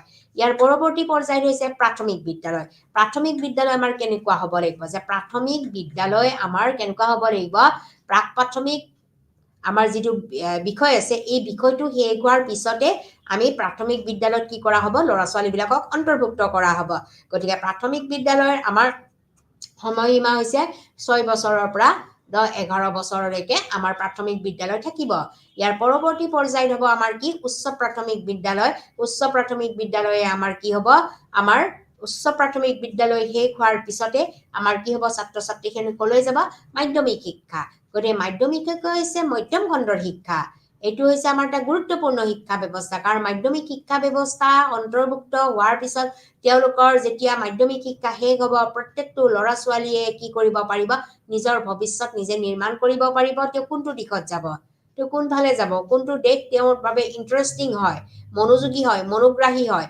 গতিকে মাধ্যমিক শিক্ষা শেষ কৰাৰ পিছত বহুতো শিক্ষাৰ্থী আকৌ কি কৰে তেওঁলোকে নিজ কোনো এটা বৃত্তিমূলক শিক্ষা ব্যৱস্থা গ্ৰহণ কৰে গতিকে এই বৃত্তিমূলক শিক্ষা ব্যৱস্থা গ্ৰহণ কৰি কোনো এটা বৃত্তিত অৱতীৰ্ণ হয় নিজকে আত্মনিৰ্ভৰশীল হ'বলৈ চেষ্টা কৰে গতিকে মাধ্যমিক শিক্ষা ব্যৱস্থা হৈছে আমাৰ ভাৰতীয় শিক্ষা ব্যৱস্থাৰ আটাইতকৈ গুৰুত্বপূৰ্ণ শিক্ষা যিটো শিক্ষাক আমি কি কৈছো যে মাধ্যমিক বিদ্যালয় আৰু জ্যেষ্ঠ মাধ্যমিক বিদ্যালয় অৰ্থাৎ আকৌ জ্যেষ্ঠ মাধ্যমিক বিদ্যালয়ৰ শিক্ষা আৰু বৃত্তিমূলক শিক্ষা সাধাৰণ শিক্ষা আৰু বৃত্তিমূলক শিক্ষা দুটা ভাগত ভাগ কৰা হৈছে গতিকে সাধাৰণ শিক্ষা লাভ কৰিব পাৰে আৰু কিছুমানে কি কৰিব পাৰে বৃত্তিমূলক শিক্ষা ব্যৱস্থাও ল'ব পাৰে এতিয়া সাধাৰণভাৱে আমাৰ যিখিনি শিক্ষা ব্যৱস্থা গ্ৰহণ কৰিব তেওঁলোকে নামভৰ্তিকৰণ কৰি সাধাৰণ শিক্ষা গ্ৰহণ কৰি যিকোনো এটা বিষয়ত তেওঁলোকে যাব তেওঁলোকে স্পেচিয়েল বিষয়লৈ গুচি যাব আৰু বৃত্তিমূলক শিক্ষা ব্যৱস্থা যিসকলে গ্ৰহণ কৰিব তেওঁলোকে এটা বৃত্তি গ্ৰহণ কৰি পেলাই তেওঁ নিজকে আত্মনিৰ্ভৰশীল হ'বৰ কাৰণে তেওঁলোকে চেষ্টা কৰিব এইখিনি হৈছে আমাৰ ভাৰতীয় শিক্ষা ব্যৱস্থাৰ যিটো আনুষ্ঠানিক শিক্ষাৰ গঠন প্ৰণালী আকৌ এবাৰ কৈছো প্ৰাথমিক শিক্ষা তিনিটা ভাগত ভাগ কৰা হৈছে প্ৰাক প্ৰাথমিক শিক্ষা প্ৰাথমিক বিদ্যালয় উচ্চ প্ৰাথমিক বিদ্যালয় ইয়াৰ পৰৱৰ্তী পৰ্যায়ত হৈছে মাধ্যমিক শিক্ষা ব্যৱস্থা বা মাধ্যমিক বিদ্যালয়সমূহ জ্যেষ্ঠ মাধ্যমিক বিদ্যালয় শিক্ষাবিদ আৰু তাত সাধাৰণ শিক্ষা আৰু বৃত্তিমূলক শিক্ষা এই দুটা শিক্ষা ব্যৱস্থাই অন্তৰ্ভুক্ত থাকিব ইয়াৰ পৰৱৰ্তী পৰ্যায়ত হৈছে যে existing structure of education in India আমাৰ যিটো existing structure of education in India আমাৰ যিটো শিক্ষা ব্যৱস্থা ভাৰতৰ যিটো আমাৰ শিক্ষা ব্যৱস্থা ইয়াৰ আমাৰ কেনেকুৱা ধৰণৰ বৰ্তমান সময়ত আমাৰ ষ্ট্ৰাকচাৰটো কেনেকুৱা এক্সিষ্ট হৈ আছে আৰু আমাৰ শিক্ষা ব্যৱস্থা বৰ্তমান 2020 যিখন নতুন শিক্ষানীতি এইখন শিক্ষানীতি আমাৰ বৰ্তমান সময়ৰ শিক্ষানীতিখনে দিয়াৰ আগতে আমাৰ বহুতো ভাৰত স্বাধীনতাৰ পিছত বহুতো আমাৰ শিক্ষা আয়োগ বা শৈক্ষিক কমিটি আমাৰ গঠন হৈছিলে যিখিনি শৈক্ষিক কমিটিয়ে আমাৰ সময়ে সময়ে কি কৰিছে আমাৰ ভাৰতীয় শিক্ষা ব্যৱস্থাৰ বিদ্যালয়ৰ গঠন প্ৰণালী সম্পৰ্কে আমাক অৱগত কৰাই থৈ গৈছে ইয়াৰ প্ৰথমটো হৈছে যে ভাৰতীয় শিক্ষা আয়োগ প্ৰথমটো হৈছে যে কলিকতা বিশ্ববিদ্যালয় আয়োগ আমি যিখন উত্থাপন হৈছিলে 1948 and 49 গতিকে এই কলিকতা বিশ্ববিদ্যালয় আয়োগখন আমাৰ কি কৰিছিলে তেওঁলোকে কৈছিলে যে 10+2+3 যিটো শৈক্ষিক ধাৰণা এই শৈক্ষিক যিটো গাঁথনি বা ধাৰণা ইয়াৰ পুনৰাবৃত্তিৰ ব্যৱস্থা কৰিছিলে গতিকে কলিকতা বিশ্ববিদ্যালয় আয়োগে আমাৰ 10+2+3 শৈক্ষিক গাঁথনি ধাৰণাটো পুনৰাবৃত্তি কৰিছিলে ইয়াৰ পিছত আছিলে আমাৰ নৰেন্দ্ৰ দেও সমিতি 1952 আৰু 53 গতিকে নৰেন্দ্ৰ দেও সমিতিও আমাৰ কি কৰিছিলে 1952-53 তেওঁলোকে কৈছিলে যে দ্বাদশ শ্ৰেণীৰ স্নাতক পাঠ্যক্ৰমত যোগ দিয়া হ'ব আৰু মাধ্যমিক শিক্ষা আয়োগ যিটো আমাৰ 1952 আৰু 53 যিখন শিক্ষা আয়োগ আমাৰ ভাৰতীয় ইতিহাসৰ আটাইতকৈ গুৰুত্বপূৰ্ণ শিক্ষা আয়োগ যি প্ৰথমবাৰৰ বাবে আমাৰ ভাৰতীয় শিক্ষা ব্যৱস্থাৰ মাধ্যমিক পৰ্যায়ৰ কথা গুৰুত্বপূৰ্ণভাৱে তেওঁলোকে আগবঢ়াইছিলে গতিকে তেওঁলোকেও আমাৰ শৈক্ষিক গঠন প্ৰণালীৰ সম্পৰ্কে কেইটামান মন্তব্য আগবঢ়াইছিলে তেওঁলোকে কৈছিলে যে 7 বছৰৰ মাধ্যমিক শিক্ষাক আমি দুটা ভাগত বিভক্ত কৰিব লাগিব তাৰপিছত একাদশ শ্ৰেণীলৈ মাধ্যমিক শিক্ষা অব্যাহত থাকিব আৰু দ্বাদশ শ্ৰেণীটো আমাৰ ডিগ্ৰী পাঠ্যক্ৰমত যোগ দিব লাগিব এইখিনি আছিল আমাৰ মাধ্যমিক শিক্ষা আয়োগৰ আমাৰ দিয়া পৰামৰ্শ গতিকে আৰু ইয়াৰ পিছত তেওঁলোকে কৈছিলে আমাৰ 8+3+3 এক নতুন শিক্ষানীতি প্ৰৱৰ্তনৰ কথা তেওঁলোকে উল্লেখ কৰিছিলে গতিকে মাধ্যমিক শিক্ষা ব্যৱস্থাত আমাৰ কৈছিলে যে 7 বছৰৰ মাধ্যমিক শিক্ষাক দুটা ভাগত ভাগ কৰিব লাগিব একাদশ শ্ৰেণীলৈকে মাধ্যমিক শিক্ষা অব্যাহত ৰাখিব লাগিব দ্বাদশ শ্ৰেণীৰ ডিগ্ৰী পাঠ্যক্ৰমত যোগ দিব লাগিব আৰু ইয়াৰ পৰৱৰ্তী পৰ্যায়ত 8+3+3 যি নতুন শিক্ষানীতি আমি প্ৰৱৰ্তন কৰিব লাগিব এইখিনি হৈছে আমাৰ গুৰুত্বপূৰ্ণ কাৰ্যসূচী ইয়াৰ পৰৱৰ্তী পৰ্যায়ত আমাৰ হৈছে শিক্ষা আয়োগ 1964-66 গতিকে 1964-66ৰ যিখন শিক্ষা আয়োগ যিটো ভাৰতীয় শিক্ষা আয়োগে অতি এক গুৰুত্বপূৰ্ণ স্থান লাভ কৰিছে আমাৰ যিসমূহ বিদ্যালয়সমূহৰ গঠনৰ ক্ষেত্ৰত যিখনক আমি কোঠাৰী আয়োগ বুলিও আমি পৰিচিত গতিকে এই আয়োগখনে কৈছিলে দেশত এক অভিন্ন শৈক্ষিক গাঁথনি অৰ্থাৎ 10+2+3 শৈক্ষিক গাঁথনি আমি কি কৰিব লাগিব অব্যাহত ৰাখিব লাগিব ইয়াৰ পৰৱৰ্তী পৰ্যায়ত তেওঁলোকে কৈছিলে যে প্ৰাথমিক শিক্ষা 7 বছৰৰ পৰা 8 বছৰৰ ভিতৰত হ'ব লাগিব আকৌ 3 বছৰৰ আমাৰ কি থাকিব লাগিব বৃত্তিমূলক শিক্ষা ব্যৱস্থা থাকিব লাগিব গতিকে এইখিনি হৈছে আমাৰ জাতীয় শিক্ষা আয়োগ 1964 আৰু 66ৰ গঠন প্ৰণালী অৰ্থাৎ দেশত এক অভিন্ন শৈক্ষিক গাঁথনি অৰ্থাৎ 10+2+3 শৈক্ষিক গাঁথনি থাকিব লাগিব প্ৰাথমিক শিক্ষা 7 বছৰৰ পৰা 8 বছৰ বয়সৰ ভিতৰত হ'ব লাগিব আৰু 3 বছৰৰ কি থাকিব লাগিব বৃত্তিমূলক শিক্ষা ব্যৱস্থা থাকিব লাগিব ইয়াৰ পৰৱৰ্তী পৰ্যায়ত আহিল যে ৰাষ্ট্ৰীয় শিক্ষানীতি 1979ৰ যিখন খচৰা যিখন আমাৰ ভাৰতীয় শিক্ষা ব্যৱস্থাত আটাইতকৈ গুৰুত্বপূৰ্ণ খচৰা হিচাপে আমাৰ উল্লেখিত হৈছে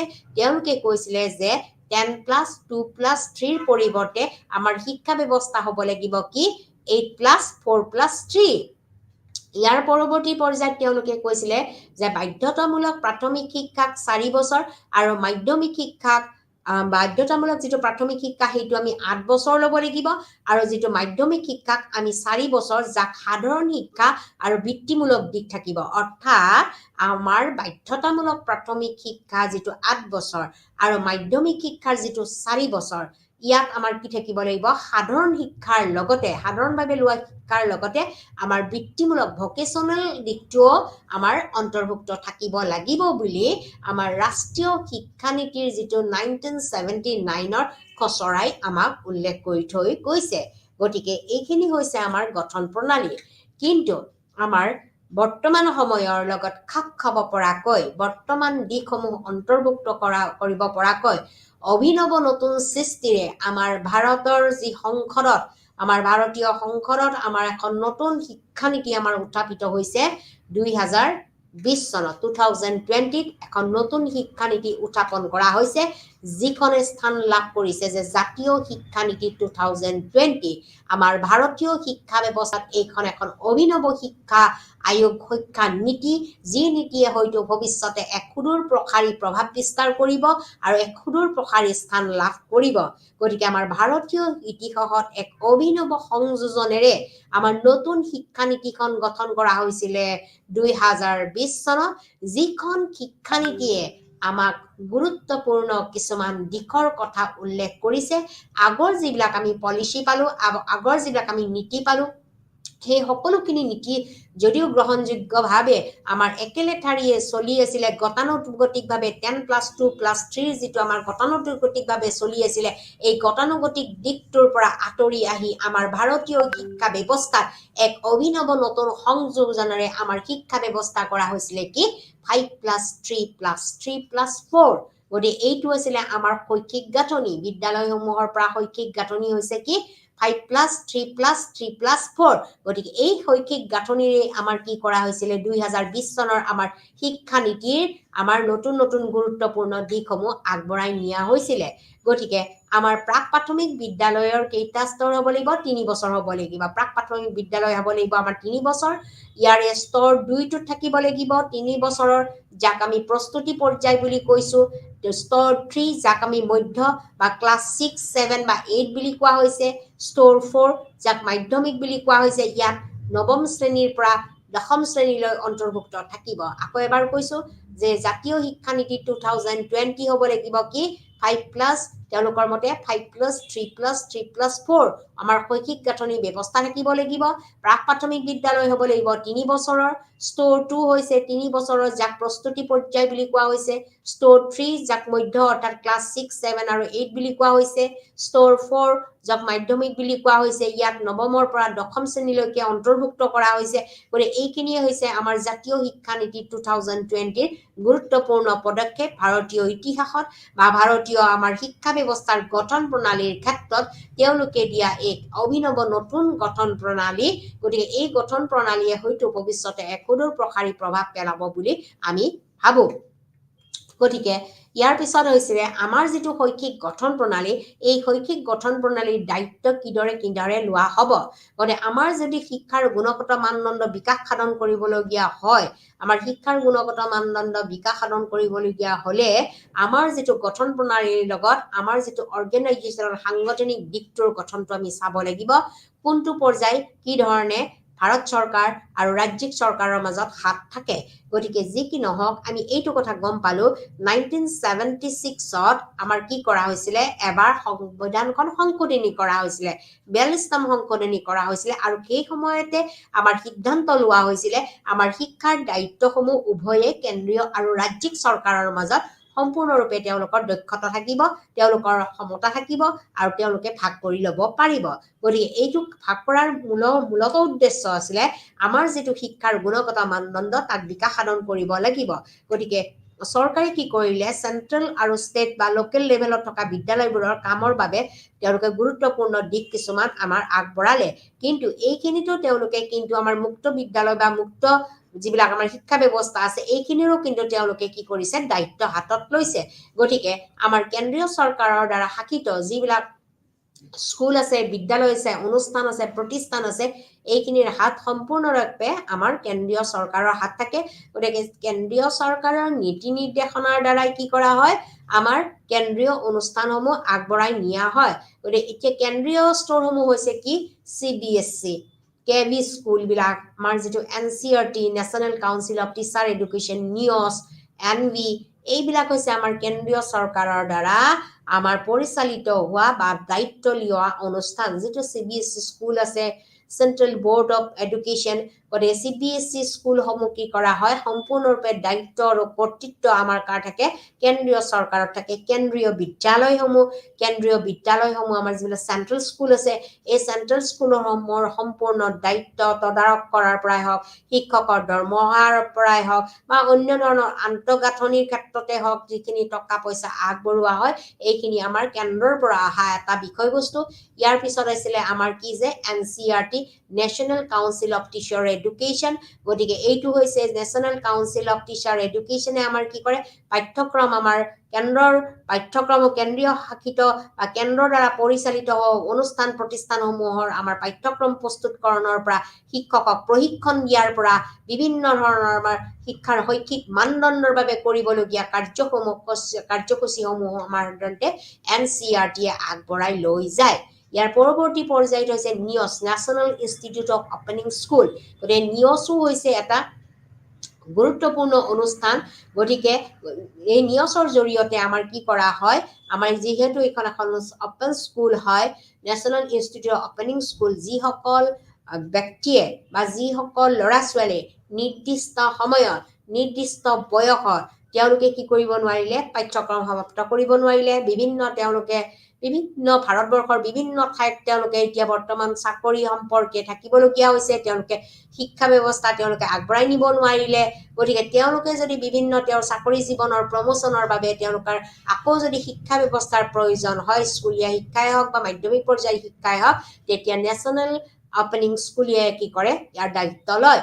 এইটো হৈছে আমাৰ কেন্দ্ৰৰ দ্বাৰা আমাৰ পৰিচালিত হোৱা এটা অনুষ্ঠান। গতিকে যি কি নহওক, আমাৰ কেন্দ্ৰীয় চৰকাৰৰ দ্বাৰা পৰিচালিত হোৱা অনুষ্ঠানটোৱে হৈছে প্ৰথমটো কি, CBSE স্কুলসমূহ, KB স্কুলসমূহ, NCERT আমাৰ ইনষ্টিটিউট এটা আছে, ইয়াৰ পৰৱৰ্তী পৰ্যায়ত হৈছে NIOS, NV। গতিকে এইবিলাক হৈছে আমাৰ কেন্দ্ৰীয় চৰকাৰৰ দ্বাৰা পৰিচালিত হোৱা একোটা অনুষ্ঠান। ইয়াৰ পৰৱৰ্তী পৰ্যায়ত হৈছে আমাৰ ৰাজ্যিক চৰকাৰ। ৰাজ্যিক চৰকাৰে কেনেকুৱা ধৰণৰ অনুষ্ঠানবিলাক পৰিচালিত কৰে, গতিকে ৰাজ্যিক চৰকাৰৰ দ্বাৰা পৰিচালিত হোৱা অনুষ্ঠানসমূহ আমাৰ সাধাৰণতে ৰাজ্যিক চৰকাৰৰ হাত থাকে। গতিকে আমাৰ ৰাজ্যিক চৰকাৰৰ হাত থকা বিষয়সমূহ হৈছে যে শিক্ষা মন্ত্ৰালয়, পৰিচালিকা, বিভাগীয় পৰিচালিকা মন্ত্ৰী, আঞ্চলিক বিষয়াসমূহ, জিলা শিক্ষা বিষয়াসমূহ, নগৰপালিকা, খণ্ড শিক্ষা বিষয়া, গাঁও শৈক্ষিক সমিতি, CII সমূহ, এইসমূহ হৈছে আমাৰ কি, আমাৰ ষ্টেটৰ দ্বাৰা পৰিচালিত হোৱা এটা আমাৰ অনুষ্ঠান। এই অনুষ্ঠানসমূহে আমাৰ ৰাজ্যিক চৰকাৰৰ দ্বাৰা পৰিচালিত হোৱা বিষয়সমূহ আগবঢ়াই নিয়াত সহায় কৰে। গতিকে এইখিনি হৈছে আমাৰ গঠন প্ৰণালীৰ মূল বিষয়বস্তু। গতিকে এইখিনি আমাৰ ভাৰতীয় শিক্ষা ব্যৱস্থাত আগবঢ়াই নিয়া একোটা অনুষ্ঠান, যিয়ে আমাৰ শিক্ষা ব্যৱস্থা যথেষ্ট পৰিমাণে আমাক কি কৰিছে, সহায় সহযোগ কৰিছে। কেন্দ্ৰীয় চৰকাৰেই হওক বা ৰাজ্যিক চৰকাৰেই হওক আমাক সহায় আগবঢ়াই নিছে।